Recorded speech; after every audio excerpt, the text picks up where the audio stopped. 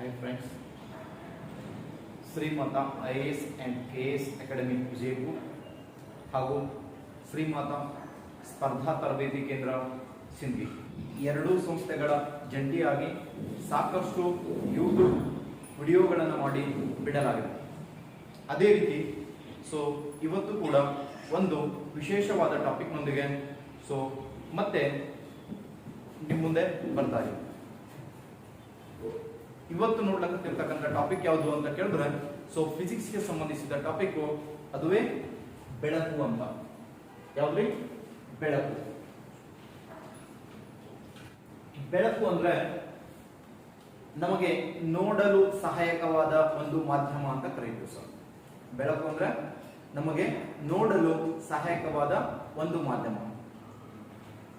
ಹಾಗಾದ್ರೆ ನೋಡಕ್ಕೆ ಸಹಾಯಕವಾಗುತ್ತೆ ಅಂದ್ರೆ ಒಂದು ವಸ್ತು ಹೇಗೆ ಗೋಚರವಾಗುತ್ತೆ ಅನ್ನೋ ಒಂದು ಕಾನ್ಸೆಪ್ಟ್ ಅನ್ನ ಕೇಳ್ತಾನೆ ಸರ್. ಒಂದು ವಸ್ತು ಹೇಗೆ ಗೋಚರವಾಗುತ್ತೆ ಅನ್ನೋ ಕಾನ್ಸೆಪ್ಟ್ ಅನ್ನ ಕೇಳ್ತಾನೆ. ಅವಾಗ ಒಂದು ವಸ್ತು ಹೇಗೆ ಗೋಚರ ಆಗ್ತದ ಅಂತಂದ್ರೆ, ಆ ವಸ್ತುವಿನ ಮೇಲೆ ಬಿದ್ದ ಬೆಳಕು ಪ್ರತಿಫಲನಗೊಂಡು ನಮ್ಮ ಕಣ್ಣನ್ನು ಹೋಗೋದ್ರಿಂದ ಆ ವಸ್ತುಗಳು ಗೋಚರವಾಗುತ್ತವೆ ಅಂತ. ಹಾಗಾದ್ರೆ ವಸ್ತುವಿನ ಮೇಲೆ ಬಿದ್ದ ಬೆಳಕು ನಮ್ಮ ಕಣ್ಣನ್ನು ಹೋಗುತ್ತೆ, ಹಾಗಾಗಿ ವಸ್ತುಗಳು ಗೋಚರ ಆಗ್ತಾವಂತ ನೋಡ್ತೀವಿ. ಅಂದ್ರೆ ಈ ವಸ್ತುವಿನ ಮೇಲೆ ಬಿದ್ದ ಬೆಳಕು ನಮ್ಮ ಕಣ್ಣನ್ನು ಹೋಗ್ತಾವಲ್ಲ, ಅಂದ್ರೆ ಆ ವಸ್ತು ಕಾಣಲು ಸಹಾಯಕವಾಗುತ್ತಲ್ಲ, ಅದೇ ಮಾಧ್ಯಮವನ್ನ ನಾವು ಬೆಳಕು ಅಂತ ಕರಿತೀವಿ. ಬೆಳಕನ್ನ ಕಂಡು ಹಿಡಿದ ವ್ಯಕ್ತಿ ಯಾರು? Yes, good. ಬೆಳಕನ್ನು ಕಂಡು ಹಿಡಿದ ವ್ಯಕ್ತಿ ಯಾರೇ? ಸರ್ ಐಸಾಕ್ ನ್ಯೂಟನ್ ಅವರು ಅಂತ ನೋಡ್ತೀವಿ ಸರ್. ಬೆಳಕನ್ನು ಕಂಡು ಹಿಡಿದ ವ್ಯಕ್ತಿ ಯಾರು ಅಂದ್ರೆ ಸರ್ ಐಸಾಕ್ ನ್ಯೂಟನ್ ಅವರು ಅಂತ ನೋಡ್ತೀವಿ. ಇದೇ ಸರ್ ಐಸಾಕ್ ನ್ಯೂಟನ್ ಅವರು ಏನ್ ಮಾಡ್ತಾರ ಅಂತ ಕೇಳಿದ್ರೆ, ಒಂದು ಬೆಳಕಿಗೆ ಸಂಬಂಧಿಸಿದ ಪ್ರಥಮ ಥಿಯರಿಯೊಂದನ್ನ ಡಿರೈವ್ ಮಾಡ್ತಾರೆ. ಅದುವೇ ಯಾವುದು ಅಂತ ಕೇಳಿದ್ರೆ ಕಣ ಸಿದ್ಧಾಂತ. ಯಾವ ಸಿದ್ಧಾಂತ? ಕಣ ಸಿದ್ಧಾಂತ ಅಂತ ನೋಡ್ತೀವಿ. ಕಾರ್ಪೂಸ್ಕುಲರ್ ಥಿಯರಿ ಆಫ್ ಲೈಟ್ ಅಂತ ನೋಡ್ತೀವಿ ಸರ್. ಬೆಳಕಿನ ಕಣ ಸಿದ್ಧಾಂತ. ಈ ಥಿಯರಿಯನ್ನ ಮೊದಲ ಬಾರಿಗೆ ಹೇಳುವಾಗ ಅವ್ರು ಹೇಳ್ತಾರೆ, ಬೆಳಕು ಅನ್ನೋದು ಸಣ್ಣ ಸಣ್ಣ ಕಣಗಳ ರೂಪದಲ್ಲಿ ಬರುತ್ತದೆ. ಹೆಂಗಿರ್ತದ? Small small small small particles ಇರ್ತದ. ಆ ರೀತಿ ಬೆಳಕು ಏನ್ ಮಾಡುತ್ತಾ? ರೇಖೀಯ ಒಂದು ರೀತಿಯಲ್ಲಿ ಚಲಿಸುತ್ತದೆ ಅಂತ ಹೇಳ್ತಾರೆ ಸರ್. ಅವ್ರೇನ್ ಹೇಳ್ತಾರೆ? ಕಣಗಳ ರೀತಿಯಲ್ಲಿ ಇರುತ್ತೆ. ಬೆಳಕು ಕಣಗಳ ರೀತಿಯಲ್ಲಿದೆ ಅನ್ನೋದಾದರೆ ಅದು ಅಲ್ಲದೆ ಮುಂದುವರೆದ ಇನ್ನೊಂದು ಮಾತನ್ನ ಹೇಳ್ತಾರೆ ಸರ್ ಅವರು. ಏನ್ ಹೇಳ್ತಾರೆ ಅಂದ್ರೆ, ಆ ಬೆಳಕಿನ ಕಣಗಳ ಆಕರ್ಷಣೆಯಿಂದ ವಕ್ರೀಭವನ, ವಿಕರ್ಷಣೆಯಿಂದ ಪ್ರತಿಫಲನ. ಇದು ಮೋಸ್ಟ್ ಇಂಪಾರ್ಟೆಂಟ್. KS ಗೆ ಪದೇ ಪದೇ 2 ಸಲ ಕ್ವಶನ್ ಆಗಿದೆ. ಈ ಸಿದ್ಧಾಂತದಲ್ಲಿ ಯಾವ ತಪ್ಪು ಯಾವ ಸರಿ ಅಂತ ಹೇಳಿ. ಕಣ ಸಿದ್ಧಾಂತ ಸರಿ, ಕಣ ಸಿದ್ಧಾಂತ ಸರಿ. ಆದರೆ ಈ ಕಣ ಸಿದ್ಧಾಂತವನ್ನು ಹೇಳುವಾಗ ಇವರು ಒಂದು ಥಿಯರಿಯನ್ನ ಇದು ಮಾಡಬೇಕಾದಾಗ ಒಂದು ಕಾನ್ಸೆಪ್ಟ್ ಅನ್ನ ಕೊಡ್ತಾರೆ. ಪ್ರತಿಫಲನ ಮತ್ತು ವಕ್ರೀಭವನ ನಡೆಯುವುದು ಹೇಗೆ ಅಂತಂದ್ರೆ, ಕಣಗಳ ಆಕರ್ಷಣೆಯಿಂದ ವಕ್ರೀಭವನ, ವಿಕರ್ಷಣೆಯಿಂದ ಪ್ರತಿಫಲನ ಅಂತ ಹೇಳ್ತಾರೆ ಸರ್. ಇದೇ ಸಿದ್ಧಾಂತ ರಾಂಗ್ ಇವ್ರದ್ದು ಹೇಳಿದ್ದು ಅಂತ. ಇದೇ ಒಂದು ವ್ಯಾಖ್ಯೆ ಏನಂತಂದ್ರೆ ತಪ್ಪಾಗಿದೆ ಕೊಡ್ತಾನೆ.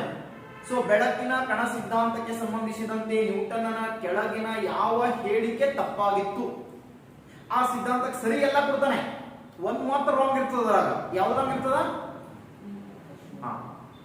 ಆಕರ್ಷಣೆಯಿಂದ ವಕ್ರೀಭವನ, ವಿಕರ್ಷಣೆಯಿಂದ ಪ್ರತಿಫಲನ.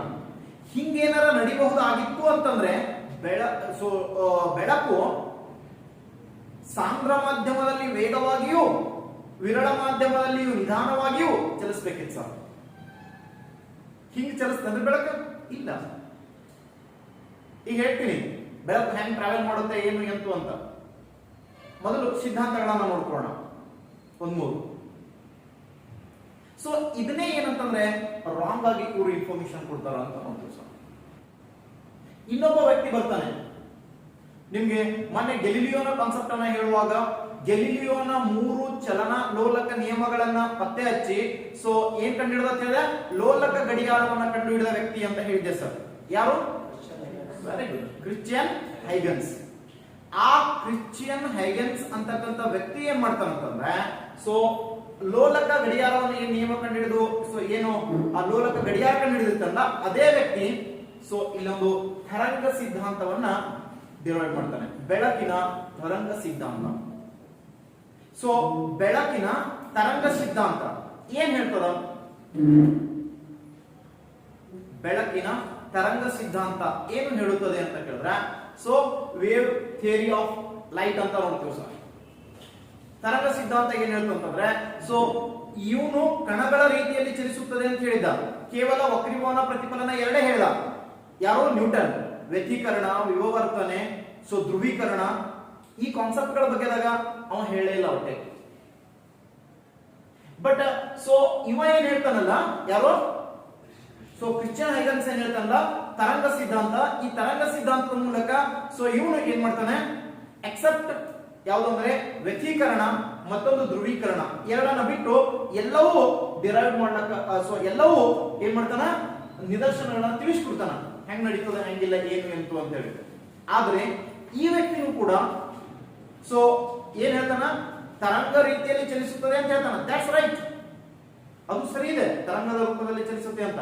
ಆದ್ರೆ ಇವ ಏನ್ ಹೇಳ್ತಾನಂದ್ರೆ, ಈ ತರಂಗಗಳು ಹೇಗಿರ್ತಾವಂದ್ರೆ, ಸೊ ಶಬ್ದದ ರೀತಿಯಲ್ಲಿ, ಶಬ್ದದ ತರಂಗ ರೀತಿಯಲ್ಲಿ ನೀಳ ಅಲೆಗಳಾಗಿರುತ್ತವೆ ಅಂತ ಹೇಳ್ತಾನ. That's wrong. ನಮ್ದು ಸರಿ ಹೇಳಿದ್ದು ಕ್ವಶನ್ ಕೇಳಲ್ಲ ಸರ್. ಸ್ಟೇಟ್ಮೆಂಟ್ ಅಲ್ಲಿ ಸರಿ ಹೇಳಿದ ಕ್ವಶನ್ ಕೇಳಲ್ಲ, ಯಾಕಂದ್ರೆ ಒಟ್ಟು ಎಲ್ಲ ಸರಿ ಹೇಳ್ತಾರೆ ಆಲ್ಮೋಸ್ಟ್ ಅಲ್ಲ. ಅವ್ರು ರಾಂಗ್ ಏನ್ ಹೇಳಿದ್ರು ಅದರಲ್ಲಿ ಏನೋ ಕ್ವಶನ್ ಕೇಳ್ತಾನೆ.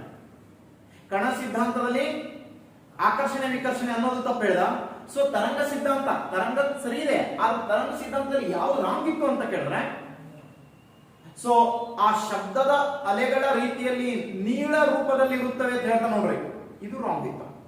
ಇದು ಏನನ್ನ, ಸೊ ಇನ್ನೊಂದು ಕ್ವಶನ್ ಕೇಳಿದಾನೆ ಸಿಟಿಗೆ, ಇದು ಏನನ್ನು ಹೇಳಲು ವಿಫಲವಾಯಿತು ಅಂತ ಕೇಳ್ತಾನ, ಬೆಳಕಿನ ಧ್ರುವೀಕರಣ ಮತ್ತು ಯಾವುದನ್ನ, ಸೊ ವಿವರ್ತನೆಯನ್ನ, ಸೊ ವ್ಯತಿಕರಣವನ್ನ ಹೇಳಲು ಇದು ವಿಫಲವಾಗಿತ್ತು ಅಂತ ನೋಡ್ತೀವಿ ಸರ್. ವ್ಯತಿಕರಣ ಮತ್ತು ಸೊ ಬೆಳಕಿನ ಧ್ರುವೀಕರಣವನ್ನು ಹೇಳಕ್ಕೆ ಇದು ವಿಫಲ ಆಗಲ್ಲ. ಸೊ ನಂತರ ಒಬ್ಬ ವ್ಯಕ್ತಿ ಬರ್ತಾನೆ, ಸೊ ಬಂದ್ ಹೇಳ್ತಾನೆ, ಇಲ್ಲ ಬೆಳಕು ಅಂತಕ್ಕಂಥದ್ದು ಏನು, ಸೊ ನೀಳ ಅಲೆಯ ರೂಪದಲ್ಲಿ ಇಲ್ಲ, ಅವು ಅಡ್ಡ ಅಲೆಯ ರೂಪದಲ್ಲಿವೆ ಅಂತ ವ್ಯಕ್ತಿ ಹೇಳ್ತಾನೆ ಸರ್. ಸೊ ಅಲ್ಲಿ ಇರ್ತಕ್ಕಂಥ ಗೊಂದಲವನ್ನು ಬಗೆಹರಿಸ್ತಾನೆ. ಅವಾಗ ಸೊ ನೀಳ ಅಲೆ ಎಲ್ಲವೂ ಅಡ್ಡ ಅಲೆಗಳು ಅಥವಾ ಲಂಬ ಅಲೆಗಳು ಅಂತ ಗೊತ್ತಾಗುತ್ತೆ. ಸೊ ಅದಾದ ನಂತರದಲ್ಲಿ ನೆಕ್ಸ್ಟ್ ಒಂದು ಕಾನ್ಸೆಪ್ಟ್ ಅನ್ನ ನಾವು ನೋಡ್ಕೊಂಡು ಬರ್ತೀವಿ ಸರ್. ಇಲ್ಲಿ ಯಾವುದು ಅಂತ ಕೇಳಿದ್ರೆ, ಇವು ಅಡ್ಡ ಅಲೆಗಳು ಅಂತ ಕರೀತೀವಲ್ಲ. ಸೊ ಇವಾಗ ಇನ್ನೊಂದು ನಿಯಮ ಬಂತು, ಬೆಳಕು ಕಣನೋ ಅಥವಾ ತರಂಗನೋ. ಸೊ ನಾನು ಹೇಳಿದೆ ಕಣನೂ ಸರಿ ಅಂತ ಹೇಳಿದೆ, ತರಂಗನೂ ಸರಿ ಅಂತ ಹೇಳಿದೆ, ನ್ಯೂಟನ್ ಸರಿ ಅಂದೆ, ಕ್ರಿಶ್ಚಿಯನ್ ಹೈಗನ್ಸು ಸರಿ ಅಂದ. ಆದ್ರೆ ಸೊ ಇನ್ನೊಬ್ಬ ವ್ಯಕ್ತಿ ಬರ್ತಾನೆ, ಲೂಯಿಸ್ ವಿಕ್ಟರ್ ಡಿ ಬ್ರಾಗ್ಲಿ ಅಂತ. ಸೊ ವಿಕ್ಟರ್ ಡಿ ಬ್ರಾಗ್ಲಿ ಅಂತ ಕರಿತೀವಿ ಸರ್ ಅವರನ್ನ. ಏನ್ ಕರಿತೀವಿ? ವಿಕ್ಟರ್ ಡಿ ಬ್ರಾಗ್ಲಿ ಅಂತ ಕರಿತೀವಿ. ಸೊ ಇವ್ರು ಏನ್ ಮಾಡ್ತಾರ ಅಂತ ಕೇಳಿದ್ರ, ಒಂದ್ ಥಿಯರಿನ ಹೇಳ್ತಾರೆ, ಬೆಳಕಿನ ಡುವಲ್ ನೇಚರ್ ಅಂತ ಹೇಳ್ತಾರೆ ಸರ್. ಬೆಳಕಿನ ದ್ವಂದ್ವ ಸಿದ್ಧಾಂತವನ್ನು ಹೇಳ್ತಾರೆ. ವಿಕ್ಟರ್ ಡಿ ಬ್ರಾಗ್ಲಿ ಅವರು ಏನ್ ಹೇಳ್ತಾರೆ, ಬೆಳಕಿನ ದ್ವಂದ್ವ ಸಿದ್ಧಾಂತ, ಡುವಲ್ ನೇಚರ್ ಆಫ್ ಲೈಟ್ ಅಂತ ಹೇಳ್ತಾರೆ. ಬೆಳಕು ಕಣಗಳ ರೀತಿಯಲ್ಲೂ ಮತ್ತು ತರಂಗ ರೀತಿಯಲ್ಲೂ ಎರಡೂ ರೀತಿಯಲ್ಲಿ ಚಲಿಸುತ್ತದೆ. ಆದರೆ ಎರಡೂ ಒಟ್ಟೊಟ್ಟಿಗೆ ಅವು ಪ್ರದರ್ಶನವನ್ನ ಮಾಡುವುದಿಲ್ಲ ಅಂತ ಹೇಳ್ತಾರೆ. ಏನಂತಾನ, ಎರಡೂ ರೀತಿಯಲ್ಲೂ ಚಲಿಸ್ತದ, ಆದರೆ ಎರಡೂ ಒಟ್ಟಿಗೆ ಅದು ಏನ್ ಮಾಡಲ್ಲ, ಎರಡು ಸೊ ಏನಂದ್ರೆ ಒಮ್ಮೊಮ್ಮೆ ಒಟ್ಟೊಟ್ಟಿಗಾಗಿ ಆ ಎರಡು ಗುಣಗಳನ್ನು ಅದು ಹೊರ ಹಾಕಲ್ಲ. ಸೊ ಒಂದ್ಸಲ ಕಣಗಳಂತೆ ಇನ್ನೊಂದ್ಸಲ ತರಂಗಗಳಂತೆ ಚಲಿಸುತ್ತದೆ ಅಂತ ಹೇಳ್ತಾರೆ. ಹಂಗಂದ್ರೆ ಬೆಳಕು ಸೊ ಯಾವ ರೀತಿ ಚಲಿಸುತ್ತೆ ಅಂತ ಗೊತ್ತಾಯ್ತಲ್ಲ, ಹೆಂಗ್ ಚಲಿಸುತ್ತೆ, ಕಣ ಸಿದ್ಧಾಂತದಂತೆ ಮತ್ತು ತರಂಗ ಸಿದ್ಧಾಂತದಂತೆ ಮತ್ತು ಎರಡೂ ನೇಚರು ಕೂಡ ಸೊ ಅದರಲ್ಲಿದೆ ಅಂತ ನೋಡಿ. ಇವಾಗ ಸೊ ಬೆಳಕು ಹೇಗೆ ಚಲಿಸುತ್ತೆ, ಹೇಗೆ ಎಂತು ಅನ್ನೋದನ್ನ ಕಂಡುಹಿಡಿದೆವು. ಸೊ ಇನ್ನ ಬೆಳಕು ಕಂಡುಹಿಡಿದ ವ್ಯಕ್ತಿ ಯಾರು ಅಂತ ಕೇಳಿದ್ರೆ ಸರ್ ಐಸಾಕ್ ನ್ಯೂಟನ್ ಅಂತ ಕರೀತೀವಿ ಸರ್. ಹೌದಾ? ಫಸ್ಟ್ ಹೇಳಿದೆವು ಸರ್ ಐಸಾಕ್ ನ್ಯೂಟನ್ ಅವರು ಬೆಳಕನ್ನ ಕಂಡುಹಿಡಿದ್ರು ಅಂತ. ಹೆಂಗ್ ಕಂಡುಹಿಡಿದ್ರು ಬೆಳಕನ್ನ ಅಂತ ಕೇಳಿದ್ರೆ, ಒಂದ್ಸಲ ಆ ವ್ಯಕ್ತಿ ಮಲ್ಕೊಂಡಿರ್ತಾನೆ. ಆ ಮಲ್ಕೊಂಡಂತ ಸಂದರ್ಭದಲ್ಲಿ ಏನಾಗಿರುತ್ತೆ ಅಂತ ಕೇಳಿದ್ರೆ, ಸೊ ಸಮ್ಮರ್ ಡೇ ಹಾಲಿಡೇ ಇರ್ತಾವ. ಸೊ ಹಾಲಿಡೇ ಇದ್ದಾಗ ಚಿಕ್ಕ ಮಕ್ಕಳು ಆಟ ಆಡ್ತಿರ್ತಾವ ಸರ್, ನೋಡಿರ್ಬೇಕು, ಬೊಗರೆ ಆಟ ಆಡ್ತಿರ್ತವೆ. ಸೊ ಇವ ನಿದ್ದೆ ಹೊಡಿತಿರ್ತಾನೆ, ಹೊರಗಡೆ ಮಕ್ಕಳು ಏನ್ ಮಾಡ್ತಾರೆ, ಬೊಗರೆ ಆಡ್ತಿರ್ತಾರೆ, ಇವನಿಗೆ ಡಿಸ್ಟರ್ಬ್ ಅನ್ಸ್ತದ ಸರ್. ಆ ವ್ಯಕ್ತಿ ಬಂದು ಏನ್ ಮಾಡ್ತಾನ, ಹುಡುಗರಿಗೆ ಹೊಡಿಬೇಕು ಅಂತ ಹೇಳಿ ಸೊ ಓಡ್ ಬರ್ತಾನ ಸರ್. ಓಡ್ ಬಂದು ಬೈತಾನೆ. ಬೈಬೇಕಾದ್ರೆ ಅವನು ಅಚಾತುರ್ಯವನ್ನ ಗಮನಿಸ್ತಾನ ಸರ್. ಒಂದ್ ಹುಡುಗ ಬೊಗರೆ ಹಿಡಿದಿರ್ತಾನೆ, ಅದು 7 ಕಲರ್ ಇರ್ತದೆ ಸರ್, ಮೈ ಮೇಲೆ ಪೇಂಟ್ ಹಚ್ಚಿರ್ತಾರೆ, ಅದಕ್ಕೆಲ್ಲ ಪೇಂಟ್. ನೀವು ಆಡಿರ್ಬೇಕು ಬೊಗರೆಗೆ, ನನ್ನೆಯ ಬೊಗರೆ, ಬಣ್ಣದ ಬೊಗರೆ ಸಾಂಗ್ ಕೇಳಿರಿ. ಹಾ, ಸೊ ಆ ಬಣ್ಣ ಹಚ್ಚಿ ಬೊಗರೆನ ಆಡೋದೊಂದು ಕಲೆ ಸರ್ ಅದು. ಸೊ ಹಂಗ ಆ ಬಣ್ಣ 7 ಬಣ್ಣ ಹಚ್ಚಿತ್ತು. ಸೊ ಆ ವ್ಯಕ್ತಿ ಆ ನ್ಯೂಟನ್ ಒಂದು ಬೈಯೋಷ್ಟೊಳಗೆ ಆ ಬೊಗರೆನ ಹಿಂಗ ಆಡಿ ಹುಡುಗ ಏನ್ ಮಾಡ್ತಾನೆ, ಮುಂದಕ್ಕೆ ಕೊಡಿ ಹೋಗ್ತಾನೆ. ಸೊ ನ್ಯೂಟನ್ ಅವನಿಗೆ ಹೊಡಿಬೇಕು ಬೈಬೇಕಂತ ಹೋದವ ಅಲ್ಲೇ ತಟಸ್ಥವಾಗಿ ನಿಂತ್ಬಿಡ್ತಾನ ಸರ್. ನಿಂತು ಆ ಬೊಗರೆ ನೋಡ್ಕೊತ ನಿಂದಿರ್ತಾನೆ. ಯಾಕಂದ್ರೆ ಆ ಬೊಗರೆ 7 ಬಣ್ಣ ಇತ್ತು ಕೈಯಾಗ ಹಿಡಿದಾಗ, ಬಿಟ್ಟಾಗ ಒಂದೇ ಬಣ್ಣ ಕಾಣ್ಲಕತ್ ಸರ್, ಬಿಳಿಯಾಗಿ ಕಾಣ್ಲಕತ್ ಬೊಗರೆ. ಅವಾಗ ಆ ವ್ಯಕ್ತಿ ಕರೆದ ಧಾರಾಯಿಸ್ಕೊಂಡು ಸೊ ಚಲೋ ಮಾಡದ ಸರ್ ಆಡ. ಮನ್ಯಾಗ ಹೋಗಿ ಕೂತು ಅದ್ರ ಬಗ್ಗೆ ಅಧ್ಯಯನ ಮಾಡಿದ ನಂತರ ಕಂಡು ಹಿಡಿತಾನೆ ಏನಂತಂದ್ರೆ, ಹಾ ಸೊ ಈ ಬೆಳಕು ಅಂತಕ್ಕಂಥದ್ದು ಏನಿದೆಯಲ್ಲ, ಈ ಬೆಳಕು ಅಂತಕ್ಕಂಥದ್ದು ಸೊ ಹೇಗಿದೆ ಅಂತ ಕೇಳಿದ್ರೆ ಅದು 7 ಬಣ್ಣಗಳಿಂದ ಆಗಿದೆ ಅನ್ನೋ ಕಾನ್ಸೆಪ್ಟ್ ಅನ್ನ ಸೊ ಆತ ಹೇಳ್ತಾನೆ ಸರ್. ಸೊ ಹೇಗೆ 7 ಬಣ್ಣಗಳಿವೆ ಅಂತಕ್ಕಂಥ ಕಾನ್ಸೆಪ್ಟ್ ಅನ್ನ ಹೇಳ್ತಾನಂದ್ರೆ, ಅಶ್ರಗವನ್ನ ಅಥವಾ ಪಟ್ಟಕವನ್ನ ಬಳಸಿಕೊಂಡು ಅವು 7 ಬಣ್ಣಗಳಲ್ಲಿವೆ ಅಂತಕ್ಕಂಥ ಕಾನ್ಸೆಪ್ಟ್ ಅನ್ನ ಹೇಳ್ತಾನೆ. ಸೊ ನಿಮ್ಗೆ ಇದ್ರ ಬಗ್ಗೆ ಸಂಪೂರ್ಣವಾದ ಮಾಹಿತಿ ಬೇಕಂದ್ರೆ ಸೊ ವಿಡಿಯೋ ಇದೆ ಒಂದು, ಬಣ್ಣಗಳು ಅಂತ ಹೇಳಿ, ಪ್ರಾಥಮಿಕ ಬಣ್ಣಗಳು ಅಥವಾ ಬಣ್ಣಗಳು ಅಂತ. ಸೊ ನೀವು ಆ ವಿಡಿಯೋನ ನೋಡ್ಬೋದು. ಸಪರೇಟ್ ಆಗಿರ್ತಕ್ಕಂಥದ್ದು ಕಾನ್ಸೆಪ್ಟ್ ಕಂಪ್ಲೀಟ್ ಬಣ್ಣಗಳ ಬಗ್ಗೆ ಕೊಟ್ಟಿದ್ದೀನಿ, ಇಲ್ಲ ಅದನ್ನ ಹೇಳಲ್ಲ ಸರ್. ಓಕೆ, ಸೊ ನೀವು ಪ್ರಾಥಮಿಕ ಬಣ್ಣಗಳು ಅಂತ ಏನಿದೆಯಲ್ಲ ಆ ವಿಡಿಯೋ ನೋಡಿದ್ರೆ ಕಂಪ್ಲೀಟ್ ಆಗಿ ಸೊ ಡಯಾಗ್ರಾಮೆಟಿಕಲಿ ನಿಮ್ಗೆ ಅದನ್ನ ತೋರಿಸಿದ್ದೀನಿ, ಯಾವ ರೀತಿ ಇವ ಪ್ರಯೋಗ ಮಾಡ್ತಾನೆ ಸರ್ ಐಸಾಕ್ ನ್ಯೂಟನ್ ಅವರು ಅಂತ. ಓಕೆ, ಸೊ ಇದಾದ ನಂತರದಲ್ಲಿ ನೆಕ್ಸ್ಟ್ ಕಾನ್ಸೆಪ್ಟ್ ಅನ್ನು ನಾವು ನೋಡ್ಕೊಂಡು ಬರ್ತೀವಿ ಬೆಳಕಿನಲ್ಲಿ. ಬೆಳಕು ಸೊ ಹೇಗೆ ಚಲಿಸುತ್ತೆ, ಸೊ ಹೇಗಿದೆ, ಅದರ ಕ್ಯಾರೆಕ್ಟರ್ಸ್ ಏನು ಅಂತಕ್ಕಂಥದ್ದನ್ನ ನೋಡ್ಕೊಳ್ಳೋಣ ಅಂತ.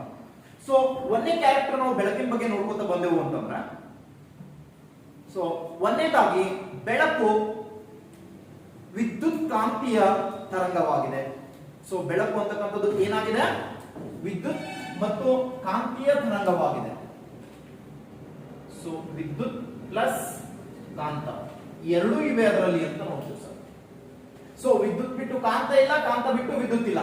ಹಾಗಾದ್ರೆ ಸೊ ವಿದ್ಯುತ್ ಕಾಂತೀಯ ವಿಕಿರಣಗಳು, ನಾನು ಹೇಳೋ ನೆಕ್ಸ್ಟ್ ಟಾಪಿಕ್, ನಾಳೆ ಹೇಳೋ ಟಾಪಿಕ್ ಯಾವುದು ಅಂದ್ರೆ ವಿದ್ಯುತ್ ಕಾಂತೀಯ ವಿಕಿರಣಗಳು. ಸೊ ಆ ವಿದ್ಯುತ್ ಕಾಂತೀಯ ವಿಕಿರಣಗಳು ಒಟ್ಟು ಎಷ್ಟಿವೆ ಅಂತ ಕೇಳಿದ್ರೆ ಸೊ 7 ಇವೆ ಸರ್. ಎಷ್ಟಿವೆ? 7 ಇವೆ.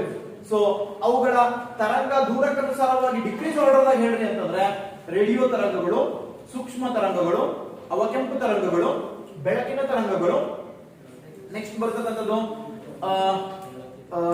ನೇರಳಾತೀತ ತರಂಗಗಳು, ಎಕ್ಸ್ ಕಿರಣಗಳು, ವೈ ಆರ್ ಧಾಮ ಕಿರಣಗಳು ಅಂತ ನೋಡ್ತೀವಿ ಸರ್. ಟೋಟಲ್ 7 ತರಂಗಗಳು ಬರ್ತವೆ. ಅದರಲ್ಲಿ ಸೊ ಮಧ್ಯದಲ್ಲಿ ಬರ್ತಕ್ಕಂಥದ್ದೇ ನಮ್ಮ ಬೆಳಕು ಅಂತ ನೋಡ್ತೀವಿ ಸರ್. ಆ 7 ತರಂಗಗಳಲ್ಲಿ ಸೊ 4ನೇದು ಬರೋದೇ ಸೊ ಬೆಳಕು ಅಂತ ನೋಡ್ತೀವಿ. ವಿದ್ಯುತ್ ಕಾಂತೀಯ ತರಂಗಗಳೆಲ್ಲವೂ ಅಡ್ಡ ತರಂಗಗಳಾಗಿವೆ ಅಥವಾ ಲಂಬ ತರಂಗಗಳಾಗಿವೆ. ನಾನು ಈಗ ಬೆಳಕಿಗೆ ಏನೇನು ಕಾನ್ಸೆಪ್ಟ್ ಹೇಳ್ತೀನಿ ಸರ್, ಎಲ್ಲವೂ ವಿದ್ಯುತ್ ಕಾಂತೀಯ ತರಂಗಗಳಿಗೆ ಅದಾವ ತಿಳ್ಕೊರಿ. ಅಂದ್ರೆ ನಾಳೆ ಹೇಳಕ್ ನನಗೆ ಈಜಿ ಆಗ್ತದೆ. ಇವತ್ತೇ ಹೇಳ್ತೀನಿ ಅದ್ರ ಕ್ಯಾರೆಕ್ಟರ್. ನಾನು ಬೆಳಕಿಗೆ ಏನೇನು ಕ್ಯಾರೆಕ್ಟರ್ ಅವತ್ತು ಹೇಳ್ತೀನಿ, ಎಲ್ಲಾ ಈ ತರಂಗಗಳಿಗೆ ಅವತ್ತು ತಿಳ್ಕೊರಿ. ಹೌದಾ? ಇವುಗಳಲ್ಲಿ ವಿದ್ಯುತ್ ಮತ್ತು ಕಾಂತ ಇದೆ. ಇವುಗಳನ್ನ ನಾವು ಲಂಬ ತರಂಗಗಳು ಅಥವಾ 90 ಡಿಗ್ರಿ ತರಂಗಗಳು ಎಂದು ಕರೆಯುತ್ತೇವೆ. 90 ಡಿಗ್ರಿಯಲ್ಲಿ ಚಲಿಸ್ತಾವ, ಹಿಂಗ್ ಚಲಿಸ್ತಾವ 90 ಡಿಗ್ರಿ. ಹಾಗಾದ್ರೆ ಸೊ ಇವುಗಳು ಲಂಬ ತರಂಗಗಳಾಗಿವೆ ಅಂತ ನೋಡ್ತೀವಿ ಸರ್. ಪ್ರಸರಣದುದ್ದಕ್ಕೂ ವಿದ್ಯುತ್ ಮತ್ತು ಕಾಂತ ಸೊ ಲಂಬವಾಗಿ ಚಲಿಸುತ್ತವೆ ಅಂತ ನೋಡ್ತೀವಿ. ನೆಕ್ಸ್ಟ್ ಏನ್ ಕ್ಯಾರೆಕ್ಟರ್ ಹೊಂದೇ ಅಂತಂದ್ರ ಇವುಗಳು ಚಲಿಸಲು ಮಾಧ್ಯಮದ ಅವಶ್ಯಕತೆ ಏನಿಲ್ಲ. ಮಾಧ್ಯಮದ ಅವಶ್ಯಕತೆ ಇಲ್ಲ. ಮಾಧ್ಯಮ ಇಲ್ಲದೆ ಅವುಗಳು ಚಲಿಸುತ್ತವೆ ಅಂತ ನೋಡ್ತೀವಿ ಸರ್. ಯಾವುದೇ ಒಂದು ಮೀಡಿಯಾ ಬೇಕೇನು ಸರ್, ನಾನು ನಿನ್ನೆ ಹೇಳಿದೆ ಬೆಳಕು ಶಬ್ದ ಹೇಳುವಾಗ ಶಬ್ದ ಟ್ರಾವೆಲ್ ಮಾಡ್ಬೇಕಾದ್ರೆ ಏನಿರ್ಬೇಕು, ಒಂದು ಮಾಧ್ಯಮ ಇರಬೇಕು. ಮಾಧ್ಯಮದ ಸಾಂದ್ರತೆ ಹೆಚ್ಚಾದಷ್ಟು ಶಬ್ದದ ವೇಗ ಏನಾಗ್ತಾ ಇದೆ, ಹೆಚ್ಚಾಗುತ್ತೆ ಇದೆ. ಆದ್ರೆ ಸೊ ಇದು ಮಾಧ್ಯಮವಿಲ್ಲದೆ ಸೊ ಮಾಧ್ಯಮದ ಅವಶ್ಯಕತೆ ಇಲ್ಲದೆ ಇದು ಚಲಿಸುತ್ತೆ. ಸೊ ನಿರ್ವಾತದಲ್ಲಿ ನಿರ್ವಾತದಲ್ಲಿ ಸೊ ಹೆಚ್ಚು ವೇಗವಾಗಿ ಚಲಿಸುತ್ತವೆ. ಎಲ್ಲ ವಸ್ತು ವಿದ್ಯುತ್ಕಾಂತೀಯ ತರಂಗಗಳೆಲ್ಲವೂ ಸೊ ಅತಿ ವೇಗವಾಗಿ ಚಲಿಸುವುದು ಎಲ್ಲಿ ಅತ್ಯತನ ನಿರ್ವಾತದಲ್ಲಿ ಅತಿ ವೇಗವಾಗಿ ಚಲಿಸುತ್ತವೆ. ಎಲ್ಲವುಗಳ ವೇಗ ಒಂದೇ, ಸೇಮ್ ವೇಗ ಇವೆ. ಎಷ್ಟಿವೆ ಅಂತ ಕೇಳಿದ್ರೆ ಸೊ ನಿರ್ವಾತದಲ್ಲಿ ಎಕ್ಸಾಕ್ಟ್ ಆಗಿ ಹೇಳ್ಬೇಕಂದ್ರೆ 2,99,792.458 kilometre per second. Approximately 3 lakh kilometre ಅಂತ 3 lakh ಕಿಲೋಮೀಟರ್ ಪರ್ ಸೆಕೆಂಡ್ ವೇಗದಲ್ಲಿ ಚಲಿಸುತ್ತವೆ. ಅಥವಾ ನಿಮ್ಮ ಪಾಯಿಂಟ್ ಅಲ್ಲಿ ಎಕ್ಸಾಕ್ಟ್ ಆಗಿ ನೆನಪಿಡಬೇಕಾದ್ರೆ 2,99,792.458 ಕಿಲೋಮೀಟರ್ ಪರ್ ಸೆಕೆಂಡ್ ಅಂತ ನೋಡ್ತೀವಿ ಸರ್. ಅಕ್ಯುರೇಟ್ ನಂಬರ್ ಅಂತ ನಾವು ನೋಡ್ಕೋತಾ ಬರ್ತೀವಿ. ಎಲ್ಲವೂ ಅಷ್ಟೇ ವೇಗದಲ್ಲಿ ಚಲಿಸುತ್ತವೆ. ಸೊ ಇವುಗಳ ಮೇಲೆ ಪ್ರೆಷರ್ ಹಾಕಿದ್ರ ಅಥವಾ ಹೀಟ್ ಮಾಡಿದ್ರ ಸೊ ಅಥವಾ ಈ ಒಂದು ಎಲೆಕ್ಟ್ರಿಕ್ ಪವರ್ ಕೊಟ್ರ ಹೆಚ್ಚು ಕಡಿಮೆ ಆಗ್ತವೆ ಸರ್ ವೇಗದಲ್ಲಿ ಅಂತ ಕೇಳಿದ್ರೆ ಒಟ್ಟ ಹೆಚ್ಚು ಕಡಿಮೆ ಆಗಲ್ಲ ಸರ್. ಇವುಗಳ ವೇಗದಲ್ಲಿ ಏನಾಗಲ್ಲ. ಸೊ ಒತ್ತಡ ಹಾಕಿದ್ರಿ ಅಂದ್ರ, ಹೀಟ್ ಕೊಟ್ರಂದ್ರ ಅಥವಾ ಸೊ ತಂಪ್ ಮಾಡಿದ್ರಿ ಅಂದ್ರ, ವಿದ್ಯುತ್ ಕೊಟ್ರಿ ಅಂದ್ರ, ಕಾಂತ ಕೊಟ್ರಿ ಅಂದ್ರ ಏನು ಹೆಚ್ಚು ಕಡಿಮೆ ಆಗಲ್ಲ ಸರ್. ಅವುಗಳ ವೇಗದಲ್ಲಿ ಯಾವುದೇ ರೀತಿಯ ಬದಲಾವಣೆಯನ್ನು ಅವು ಹೊಂದುವುದಿಲ್ಲ ಅಂತ. So good. ಮತ್ತೇನ್ ಕ್ಯಾರೆಕ್ಟರ್ ಹೊಂದೇವು ಇವು ಎಲ್ಲವೂ ಕೂಡ ಸೊ ಏನ್ ಮಾಡ್ತವ, ಚದುರುತ್ತವೆ, ವಕ್ರೀಭವಿಸುತ್ತವೆ, ಪ್ರತಿಫಲಿಸುತ್ತವೆ, ಒಟ್ಟು ಆಂತರಿಕ ಪ್ರತಿಫಲನ ಹೊಂದಿವೆ, ಸೊ ಜೊತೆಗೆ ವಿವರ್ತನೆ ಹೊಂದಿವೆ, ವ್ಯತಿಕರಣ ಹೊಂದಿವೆ, ಧ್ರುವೀಕರಣ ಹೊಂದಿವೆ. ಎಲ್ಲಾ ಕ್ಯಾರೆಕ್ಟರ್ಸ್ ನಾವು ಸೊ ಇವುಗಳಲ್ಲಿ ಕಂಡು ಬರ್ತಾವ ಅಂತ ನೋಡ್ತೀವಿ ಸರ್. ಇವು ಅತಿ ಪ್ರಮುಖವಾಗಿ ಗೊತ್ತಿರ್ಬೇಕಾದಂತ ಸೊ ಇವುಗಳ ಕ್ಯಾರೆಕ್ಟರ್ ಅಂತ ನಾವು ನೋಡ್ತೀವಿ. ನಿಮ್ಗೆ ಗೊತ್ತಿರಬೇಕು ಸೊ ನಮ್ಮ ಸಮೀಪದ ಒಂದು ನಕ್ಷತ್ರ ಯಾವುದು ಅಂತ ಕೇಳಿದ್ರೆ ಯಾವ್ದ್ರಿ? ಸನ್, ಸೂರ್ಯ. ಸೂರ್ಯ ನಮ್ಮಿಂದ so earth so 150 so million kilometre ದೂರ ಅದ ಸರ್. ಸೊ 150 ದಶಲಕ್ಷ ಕಿಲೋಮೀಟರ್ ದೂರ ಇದ್ದಾನೆ. ಹಾಗಾದ್ರೆ ಸೂರ್ಯನಿಂದ ಭೂಮಿಗೆ ಬರಲು ಬೆಳಕು ಎಷ್ಟು ನಿಮಿಷ ತೆಗೆದುಕೊಳ್ಳುತ್ತದೆ ಅಂತ ಹೇಳ್ತಾನೆ? 8 ನಿಮಿಷ 30 ಸೆಕೆಂಡುಗಳನ್ನು ತೆಗೆದುಕೊಳ್ಳುತ್ತೆ. 8 ನಿಮಿಷ 30 ಸೆಕೆಂಡುಗಳನ್ನು ತೆಗೆದುಕೊಳ್ಳುತ್ತೆ ಅಂತ ನೋಡ್ತೀವಿ ಸರ್. ಸೊ ಇದು ಮೋಸ್ಟ್ ಇಂಪಾರ್ಟೆಂಟ್ ಆಗಿ ಗೊತ್ತಿರಬೇಕು. ಇನ್ನೊಂದು ಲೈಟ್ ಇಯರ್ ಅಂತ ಕೇಳ್ತಾನೆ. ಲೈಟ್ ಇಯರ್ ಸೊ ಅಥವಾ ಜ್ಯೋತಿರ್ವರ್ಷ ಅಥವಾ ಲೈಟ್ ಇಯರ್. ಜ್ಯೋತಿರ್ವರ್ಷ ಅಥವಾ ಲೈಟ್ ಇಯರ್ ಅಂತ ಕ್ವಶನ್ ಕೇಳ್ತಾನೆ. ಜ್ಯೋತಿರ್ವರ್ಷ ಅಥವಾ ಲೈಟ್ ಇಯರ್ ಅಂತ ಕೇಳಿದ್ರೆ ಬೆಳಕಿನ ವರ್ಷ ಅಂತ ಕೇಳಿದ್ರೆ ಸೊ 1 ಸೆಕೆಂಡಿಗೆ 3 ಲಕ್ಷ ಕಿಲೋಮೀಟರ್ ವೇಗದಲ್ಲಿ ಚಲಿಸುತ್ತಿರುವ ಬೆಳಕು ನಿರಂತರವಾಗಿ 365 ದಿನಗಳವರೆಗೆ ಚಲಿಸಿದ್ರೆ ಏನಾಗ್ತದೆ? ಅದು ಒಂದು ಜ್ಯೋತಿರ್ವರ್ಷ ಅಥವಾ ಲೈಟ್ ಇಯರ್ ಆಗುತ್ತೆ. ಸೊ ಅದನ್ನ ಎಲ್ಲಿ ಯೂಸ್ ಮಾಡ್ತಾರೆ ಕ್ವಶನ್ ಕೇಳ್ತಾನ. ಡಿಸ್ಟೆನ್ಸ್ ಅನ್ನು ಅಳಿಬೇಕಾದ್ರೆ, ನಕ್ಷತ್ರಗಳ ನಡುವಿನ ಅಂತರವನ್ನು ಅಳಿಬೇಕಾದ್ರೆ ಸೊ ಅದನ್ನಾಯ್ತು, ಅದಕ್ಕಿಂತ ಹೆಚ್ಚಿನ ಅಂದ್ರೆ ಪಾರ್ಸೆಕ್ ಮಾನ ಆಯ್ತು, ಅವುಗಳನ್ನ ನಾವು ಯೂಸ್ ಮಾಡಬಹುದು. ಸೊ ಇಷ್ಟು ಸೊ ಪ್ರಮುಖವಾಗಿ ಬೆಳಕು ಅಂದಾಗ ಒಂದು ಕಾನ್ಸೆಪ್ಟ್ ನಮ್ಗೆ ಗೊತ್ತಿರಬೇಕು. ಇನ್ನೊಂದು ಮೋಸ್ಟ್ ಇಂಪಾರ್ಟೆಂಟ್ ಆಗಿ ಗೊತ್ತಿರಬೇಕು, ಈ ಎಲ್ಲವೂ ಕ್ಯಾರೆಕ್ಟರ್ ಹೆಂಗಂತ ಕೇಳಿದ್ರೆ ಸೊ ಮಾಧ್ಯಮದ ಸಾಂದ್ರತೆ ಹೆಚ್ಚಾದಷ್ಟು ಇವುಗಳ ವೇಗ ಕೇಳ್ತಾನೆ ಸರ್. ಮಾಧ್ಯಮದ ಸಾಂದ್ರತೆ ಹೆಚ್ಚಾದಷ್ಟು ಇವುಗಳ ವೇಗವು ಏನಾಗ್ತಾ ಹೋಗುತ್ತೆ? ಸೊ ಕಡಿಮೆ ಆಗುತ್ತಾ ಹೋಗುತ್ತದೆ ಅಂತ. Okay, so good. ಇಷ್ಟು ಬೆಳಕು ಅಂದಾಗ ಪ್ರಮುಖವಾಗಿ ನಮಗೆ ಗೊತ್ತಿರಬೇಕಾದಂತ ಕಾನ್ಸೆಪ್ಟ್ ಅಂತ ನೋಡ್ತೀವಿ ಸರ್. ಇನ್ನ ಸೊ ನೆಕ್ಸ್ಟ್ ನಾವು ನೋಡೋಣ. ಈಗ ನಾವು ಬೆಳಕಿನ ಚದುರುವಿಕೆಯನ್ನ ನೋಡೋಣ. Scattering of light. ಸೊ ಬೆಳಕಿನ ಚದುರುವಿಕೆ ಅಂದ್ರೆ ಏನು? ಯಾರು ಹೇಳ್ತೀರಾ? ಸೊ ಬೆಳಕಿನ ಚದುರುವಿಕೆ ಎಂದರೇನು ಹೇಳಿ. ಸೊ ಗೊತ್ತಿಲ್ಲ? ಸೊ ಬೆಳಕಿನ ಚದುರುವಿಕೆ ಅಂತಂದ್ರೆ ಬೆಳಕು ಸೊ ಒಂದು ಮಾಧ್ಯಮದ ಮೇಲೆ ಬಿದ್ದಾಗ ಅದು ಒಡೆದು ಏನಾಗ್ತದ? ಒಡೆದು ಚದುರಿ ಹೋಗುತ್ತದೆ ಅಥವಾ ಒಡೆದು ಹೋಗುತ್ತದೆ. ಬೀಮ್ ಆಫ್ ದ ಲೈಟ್ ಬಂದು ಬಿತ್ತು ಅಂದ್ರೆ ಸೊ ಅದು ಏನಾಗ್ತದೆ? ಸ್ಕ್ಯಾಟರ್ಡ್ ಆಗುತ್ತೆ, ಚದುರುತ್ತೆ. ಆ ಚದುರುವಿಕೆಯನ್ನೇ ನಾವು ಏನಂತ ಕರಿತೀವಿ? ಬೆಳಕಿನ ಚದುರುವಿಕೆ ಅಂತ ಕರೀತೀವಿ ಸರ್. ಕಣಗಳ ರೀತಿಯಲ್ಲಿ ಬರ್ತಕ್ಕಂಥ ಬೆಳಕು ಒಂದು ವಸ್ತುವಿನ ಮೇಲೆ ಬಿದ್ದಾಗ ಅದು ತರಂಗ ರೂಪವನ್ನು ಪಡೆದುಕೊಂಡು ಹೋಗುತ್ತದೆ. ಸ್ಕಾರ್ಪೋಸ್ಕೆಲರ್ ಥಿಯರಿ ಇದನ್ನೇ ಹೇಳ್ತಾರೆ ಸರ್, ಕಣ ಸಿದ್ಧಾಂತ.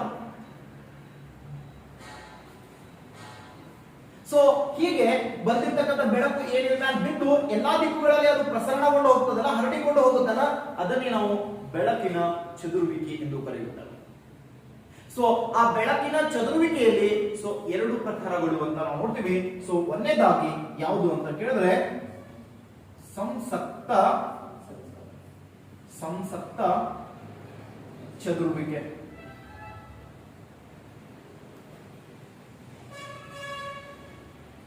ಸಂಸಕ್ತ ಚದುರುವಿಕೆ ಅಂತ ನೋಡ್ತೀವಿ ಸರ್. ಒಂದನೇದಾಗಿ ನಾವು ಏನ್ ನೋಡ್ತೀವಿ? ಸಂಸಕ್ತ ಚದುರುವಿಕೆ.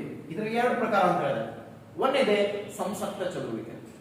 ಹಾಗಾದ್ರೆ ಏನು ಸಂಸಕ್ತ ಚದುರುವಿಕೆ ಅಂತ ಕೇಳಿದ್ರೆ ಸರ್ ನೋಡ್ರಿ, ಈಗ ಏನೊಂದು ಕಿರಣ ಬರ್ತದೆ ನೋಡ್ರಿ, ಒಂದು ಕಿರಣ ಏನ್ ಬರ್ತಲ್ಲ ಇದನ್ನ ಪತನ ಕಿರಣ ಅಂತ ಕರಿತೀನಿ. ಪತನ ಕಿರಣ.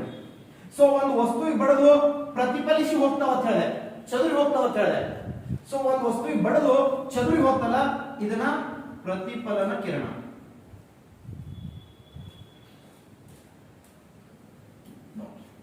ಪತನ ಕಿರಣ ಮತ್ತು ಪ್ರತಿಫಲನ ಕಿರಣಗಳ ಕೋನವು ಒಂದೇ ಆಗಿದ್ದರೆ, ನೋಡ್ರಿ ಕೋನ ಏನಿರ್ತದ ಒಂದೇ ಆಗಿರುತ್ತದೆ, ಅಥವಾ ವೇಗ ಒಂದೇ ಆಗಿರುತ್ತದೆ. ಸೊ ಪತನ ಕಿರಣ ಮತ್ತು ಪ್ರತಿಫಲನ ಕಿರಣಗಳ ಕೋನ ಅಥವಾ ವೇಗ ಒಂದೇ ಆಗಿತ್ತು ಅಂತಂದ್ರೆ ಅದನ್ನೇ ನಾವು ಸಂಸಕ್ತ ಚದುರುವಿಕೆ ಎಂದು ಕರೆಯುತ್ತೇವೆ. ಏನಂತ ಕರಿತೀವಿ? ಸಂಸಕ್ತ ಚದುರುವಿಕೆ ಎಂದು ಕರೆಯುತ್ತೇವೆ. ಹಾಗಾದ್ರೆ ಸಂಸಕ್ತ ಚದುರುವಿಕೆ ಅಂತಂದ್ರೆ ಪತನ ಮತ್ತು ಪ್ರತಿಫಲನ ಎರಡೂ ಕೋನಗಳು ಏನಿರ್ಬೇಕಂತ ಹೇಳಿದ್ರೆ ಸೇಮ್ ಇರಬೇಕು ಅಂತ ನೋಡ್ತೀವಿ ಸರ್. ಅಥವಾ ವೇಗ ಏನಿರ್ಬೇಕಂದ್ರೆ ಸೇಮ್ ಇರಬೇಕು. ಸೊ ಹೀಗೆ ಹೇಳಿದವರು ಯಾರು ಅಂತ ಕೇಳಿದ್ರೆ ಸೊ ಯಾರು ಹೇಳ್ತಾರೆ ಇದನ್ನ? ರ್ಯಾಲೆ ಮತ್ತು ಯಾರು ಹೇಳ್ತಾರೆ? ಟೆಂಡಾಲ್. ರ್ಯಾಲೆ ಮತ್ತು ಟೆಂಡಾಲ್ ಅವರು ಇದನ್ನ ಕುರಿತು ಅಷ್ಟು ಹೇಳ್ತಾರೆ ಸರ್. ಸೊ ಹಾಗಾಗಿ ಈ ಸಂಸಕ್ತ ಚದುರುವಿಕೆಗೆ ಇನ್ನೊಂದು ಹೆಸರೇ ರ್ಯಾಲೆ ಪರಿಣಾಮ ಅಥವಾ ಟೆಂಡಲ್ ಪರಿಣಾಮ ಅಂತಲೂ ಕರೆಯುತ್ತಾರೆ. ಏನಂತ ಕರಿತೀವಿ ಅದನ್ನ? ರ್ಯಾಲೆ ಪರಿಣಾಮ ಅಥವಾ ಟೆಂಡಲ್ ಎಫೆಕ್ಟ್ ಅಂತ ಕೂಡ ಕರೀತೀವಿ ಅಂತ ನೋಡ್ತೀವಿ. ಸೊ ಹಾಗಾದ್ರೆ ಇದಕ್ಕೆ ಕೆಲವು ನಿದರ್ಶನಗಳನ್ನ ಕೇಳ್ತಾನೆ, ಎಕ್ಸಾಂಪಲ್ಸ್ ಅನ್ನ ಕೇಳ್ತಾನೆ. ಅಲ್ಲಿ ಒಂದನೇದಾಗಿ ನಾವು ನೋಡೋದಾದ್ರೆ ಯಾವುದು? So very good. ಆಕಾಶ ನೀಲಿಯಾಗಿ ಕಾಣುವುದು. ಆಕಾಶ ನೀಲಿಯಾಗಿ ಕಾಣುವುದು ಅಂತ ನೋಡ್ತೀವಿ ಸರ್. ಯಾಕೆ ಆಕಾಶ ನೀಲಿಯಾಗಿ ಕಾಣುತ್ತೆ ಅಂತ ಕೇಳ್ತಾನೆ. ಯಾಕೆ ಆಕಾಶ ನೀಲಿಯಾಗಿ ಕಾಣುತ್ತೆ ಅಂತ ಕೇಳಿದ್ರೆ ಸೊ ಈ ವಾತಾವರಣದಲ್ಲಿ ಇರ್ತಕ್ಕಂತ ಧೂಳಿನ ಕಣಗಳು, ಡಸ್ಟ್ ಪಾರ್ಟಿಕಲ್ಸ್ ಏನ್ ಮಾಡ್ತಾವ ಅಂತ ಕೇಳಿದ್ರೆ ಸೊ ಎಲ್ಲಾ ಬೆಳಕಿನ ಕಿರಣಗಳನ್ನ ಹೀರಿಕೊಂಡು ನೀಲಿ ಬೆಳಕನ್ನು ಹೆಚ್ಚು ಸ್ಕ್ಯಾಟರ್ಡ್ ಮಾಡುತ್ತವೆ, ಹೆಚ್ಚು ಚದುರಿಸುತ್ತವೆ. ಹಾಗಾಗಿ ಸೊ ಯಾಕೆ ಕಾಣ್ತದದು?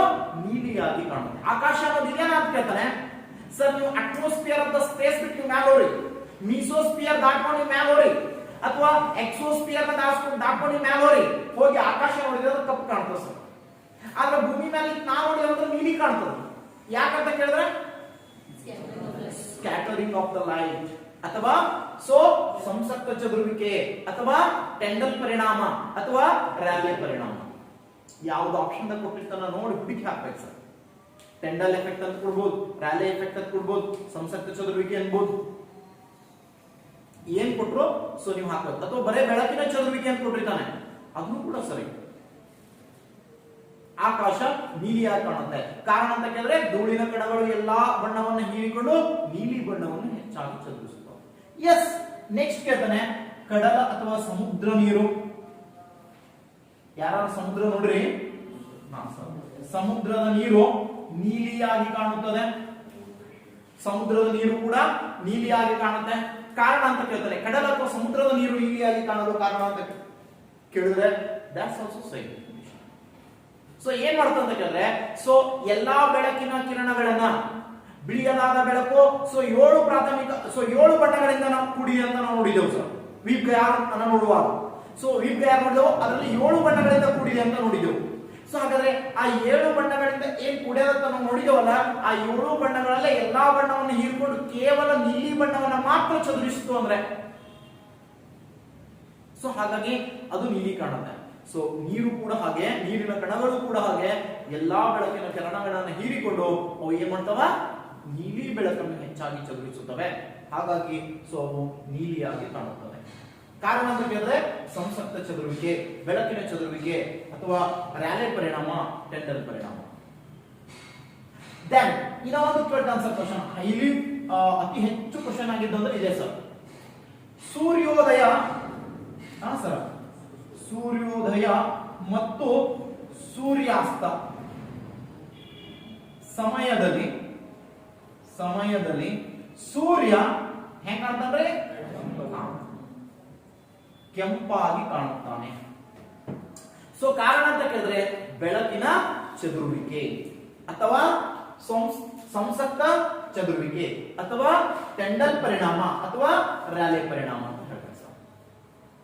ಹಿಂಗೆ ಆಪ್ಷನ್ ಕೊಟ್ರ ದೈವ ಸರ್ ಆರಾಮ್ ಹಾಕಿ ಬಂದ್ಬಿಡ್ತೀರಿ. ಆದ್ರೆ ಇದು ಬಹಳ ಕನ್ಫ್ಯೂಸ್ ಮಾಡ್ತಾನೆ ಸರ್.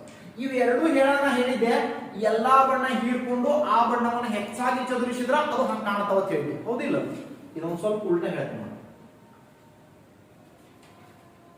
ಸೊ ಎಲ್ಲಾ ಬಣ್ಣಗಳು ಬಹಳ ದೂರದ ಸರ್ ಸೂರ್ಯ, ಆ ಸೂರ್ಯನಿಂದ ಬರ್ಬೇಕಾಗ ಎಲ್ಲಾ ಬಣ್ಣಗಳು ಏನಾಗ್ತಾವ, ಹೆಚ್ಚು ಚದುರಿ ಹೋಗ್ಬಿಡ್ತಾವ ಸರ್.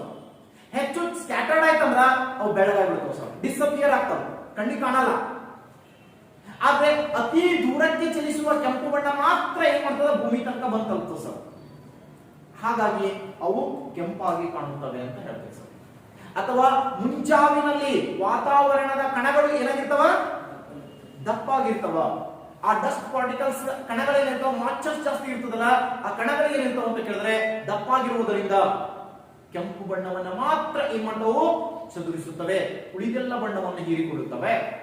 ಅಥವಾ ಸೊ ಅತಿ ದೂರದಿಂದ ಬರುವುದರಿಂದ ಬೆಳಕು ನೀಲಿ ಮತ್ತು ಇನ್ನೊಂದು ಯಾವ್ದಾರ ಬಣ್ಣ ಕೊಟ್ಟಿರ್ತಾನೆ ಸರ್.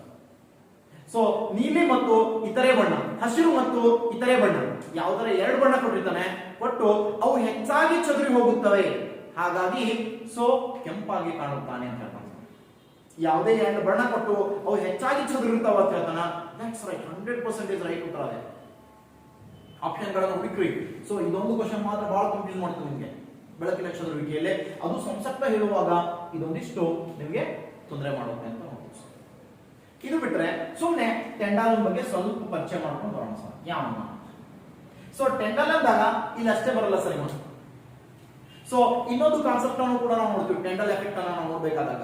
ಏನು ಅಂತಂದ್ರೆ ಕಲೀಲಗಳ ಬಗ್ಗೆ ಕೂಡ ಈತ ಟೆಂಡಲ್ ಹೇಳ್ತಾನೆ ಸರ್. ಎದ್ರ ಬಗ್ಗೆ, ಕೊಲಾಯ್ಡ್ಸ್ ಅಥವಾ ಕಲೀಲಗಳು ಅಂತ ಕರೀತೀವಿ. ಸೊ ಘನ ಮತ್ತು ಅನಿಲ ಕಲೀಲ ಬಗ್ಗೆ ಸೊ ಇವ ಹೇಳ್ಬೇಕಾದಾಗ ಒಂದಿಷ್ಟು ಎಕ್ಸಾಂಪಲ್ಸ್ ಅನ್ನ ಕೊಡ್ತಾನೆ. ಸೊ ಆ ಎಕ್ಸಾಂಪಲ್ಸ್ ಏನು ಅಂತ ಕೇಳಿದ್ರೆ, ಇಲ್ಲಿ ಯಾರ ಸಿನಿಮಾ ನೋಡ್ರಿ, ಸಿನಿಮಾ ನೋಡ್ರಿ, ಆ ಸಿನಿಮಾ ನೋಡ್ಬೇಕಾದಾಗ ಆ ರೇಗಳು ಬರ್ತಿರ್ತಾವ ನೋಡ್ರಿ, ಕಲರ್ ಕಲರ್ ಕಲರ್ ಕಲರ್ ಬರ್ತಿರ್ತಾವ ರೇಗಳು. ಇಲ್ಲೇ ನಾವು ಪ್ರೊಜೆಕ್ಟ್ ಹತ್ತಿತ್ತ ಬರ್ತಿರ್ತಾವ ನೋಡ್ರಿ, ಧೂಳು ಧೂಳು ಧೂಳು ಧೂಳು ಧೂಳು ಬಂದಾಗ colour colour colour colour beam of the light. So ಆ ಬೀಮ್ ಆಫ್ ಲೈಟ್ ಏನ್ ಬರ್ತಿರ್ತಲ್ಲ ಅದು ಯಾವ ಒಂದು ಪರಿಣಾಮ ಅಂತ ಕೇಳ್ತಾನೆ. ಸೊ ಅದು ಒಂದು ಕೊಲೈಡ್ ಕಲೀಲ, ಅದು ಎಂತ ಕಲೀಲ ಅಂತ ಹೇಳ್ತಾನ, ಅದು ಯಾವ ಪರಿಣಾಮದಿಂದ ಅದು ಉಂಟಾಗಿರ್ತದೆ ಅಂತ ಹೇಳ್ತಾನ. ಸೊ ಟೆಂಡಲ್ ಎಫೆಕ್ಟ್ ಅಂತ ಕೇಳ್ಬೇಕು ಸರ್. ಅದು ಟೆಂಡಲ್ ಪರಿಣಾಮದ ಸುಕ್ಕೆ ಒಂದು ಉತ್ತಮ ಉದಾಹರಣೆ ಅಂತ ನೋಡ್ತೀವಿ. ಪ್ರೊಜೆಕ್ಟರ್ ನಿಂದ ಹೋಗುವ ಸೊ ಏನಂದ್ರೆ ಬೀಮ್ ಆಫ್ ಲೈಟ್ ಅಥವಾ ಸಿನಿಮಾ ಥಿಯೇಟರ್ಗಳಲ್ಲಿ ಹೋಗ್ತಕ್ಕಂತ ಕಲರ್ಫುಲ್ ಆಗಿರ್ತಕ್ಕಂಥ ಬೀಮ್ ಆಫ್ ಲೈಟ್ಗಳು ಅಂತ ಕೇಳ್ತಾನೆ. ಸೊ ಅವು ಕೂಡ ಟೆಂಡಲ್ ಎಫೆಕ್ಟ್ ಅಂತ ನಾವು ನೋಡ್ತೀವಿ. ಇನ್ನೊಂದು ಕ್ವಶನ್ ಕೇಳ್ತಾನೆ, ಸುಮ್ನೆ ಅವ್ ಬಂದನಂತ ಈಗ ಪರಿಚಯ ಮಾಡಿಕೊಡ್ತಾ ಇದ್ದೀನಿ. ಸೊ ನಿಮ್ ಮನೆಯಲ್ಲಿ ಸಣ್ಣದೊಂದು ಕಿಂಡಿ ಬಿದ್ದಿರ್ತು ಸರ್, ಬಳಿ ಕಿಂಡಿ ಅಂತ ಬಿಟ್ಟಿರ್ತೀರಿ, ಹೌದಾ? ಸೊ ಅಥವಾ ಏನೋ ಒಂದು ಹಚ್ಚಿರ್ತೀರಿ, ಆ ಹಚ್ಚಿದಾಗ ಅದರ ಒಂದು ತೂತ್ ಬಿದ್ದು ರಂಧ್ರ ಬಿದ್ದು ಮನಿ ಒಳಗಡೆ, ಕತ್ತಲ ಮನಿ ಒಳಗಡೆ ಒಂದು ಬೆಳಕು ಬಂದಿರ್ತದ. ಸಾಮಾನ್ಯವಾಗಿ ಕಿಟಕಿನಿಂದನೂ ಬೆಳಕು ಬರ್ತಿರ್ತದ, ಆ ಸಣ್ಣ ಒಂದು ಕಿಂಡಿನಿಂದ ಬೆಳಕು ಬಿದ್ದಿರುತ್ತೆ ಸರ್, ಹೌದಾ? ಆ ಸಾಮಾನ್ಯವಾಗಿ ಬಾಗಿಲು ಅಥವಾ ಕಿಟಕಿನಿಂದ ಬರುವ ಬೆಳಕಿಗಿಂತಲೂ ಆ ಕಿಂಡಿಯಿಂದ ಬಿದ್ದ ಬೆಳಕು ಏನಿರುತ್ತೆ ಸರ್, ಅತಿ ಹೆಚ್ಚು ಬೆಳಗಿರ್ತದೆ ನೋಡ್ರಿ, ಅತಿ ಹೆಚ್ಚು ಪ್ರಕಾಶವಾಗಿರುತ್ತೆ. ಹೌದೇನೇನು? ಎಸ್.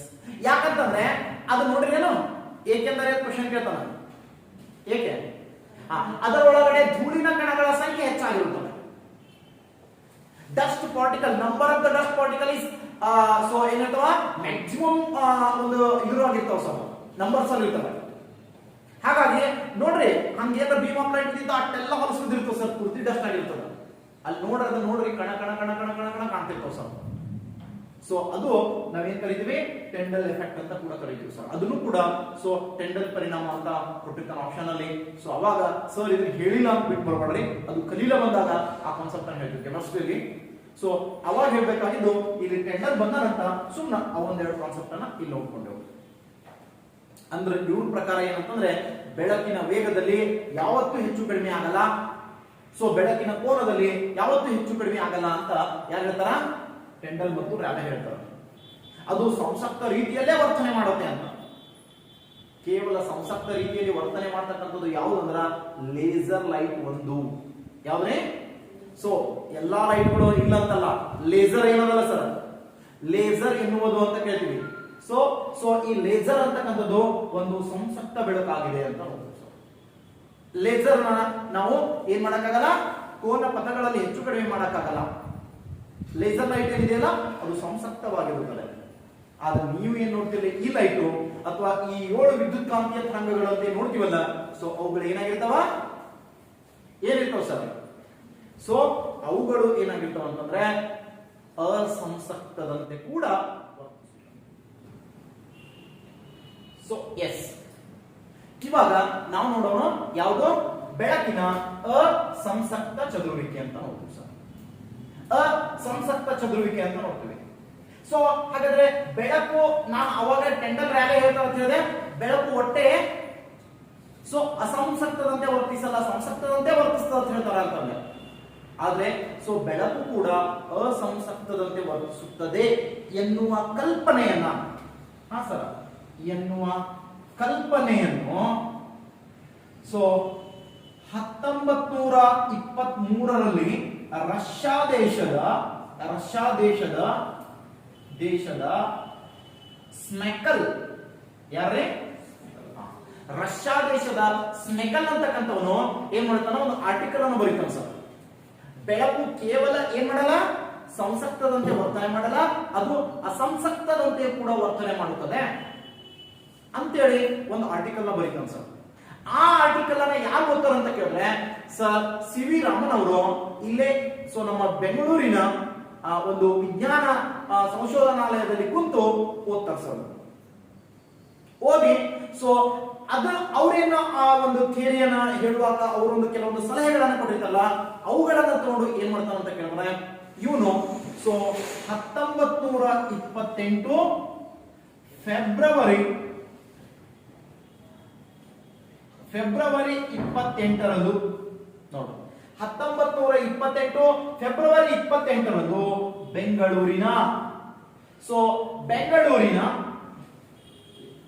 ಬೆಂಗಳೂರಿನ ವಿಧಿ ವಿಜ್ಞಾನ ಪ್ರಯೋಗಾಲಯ,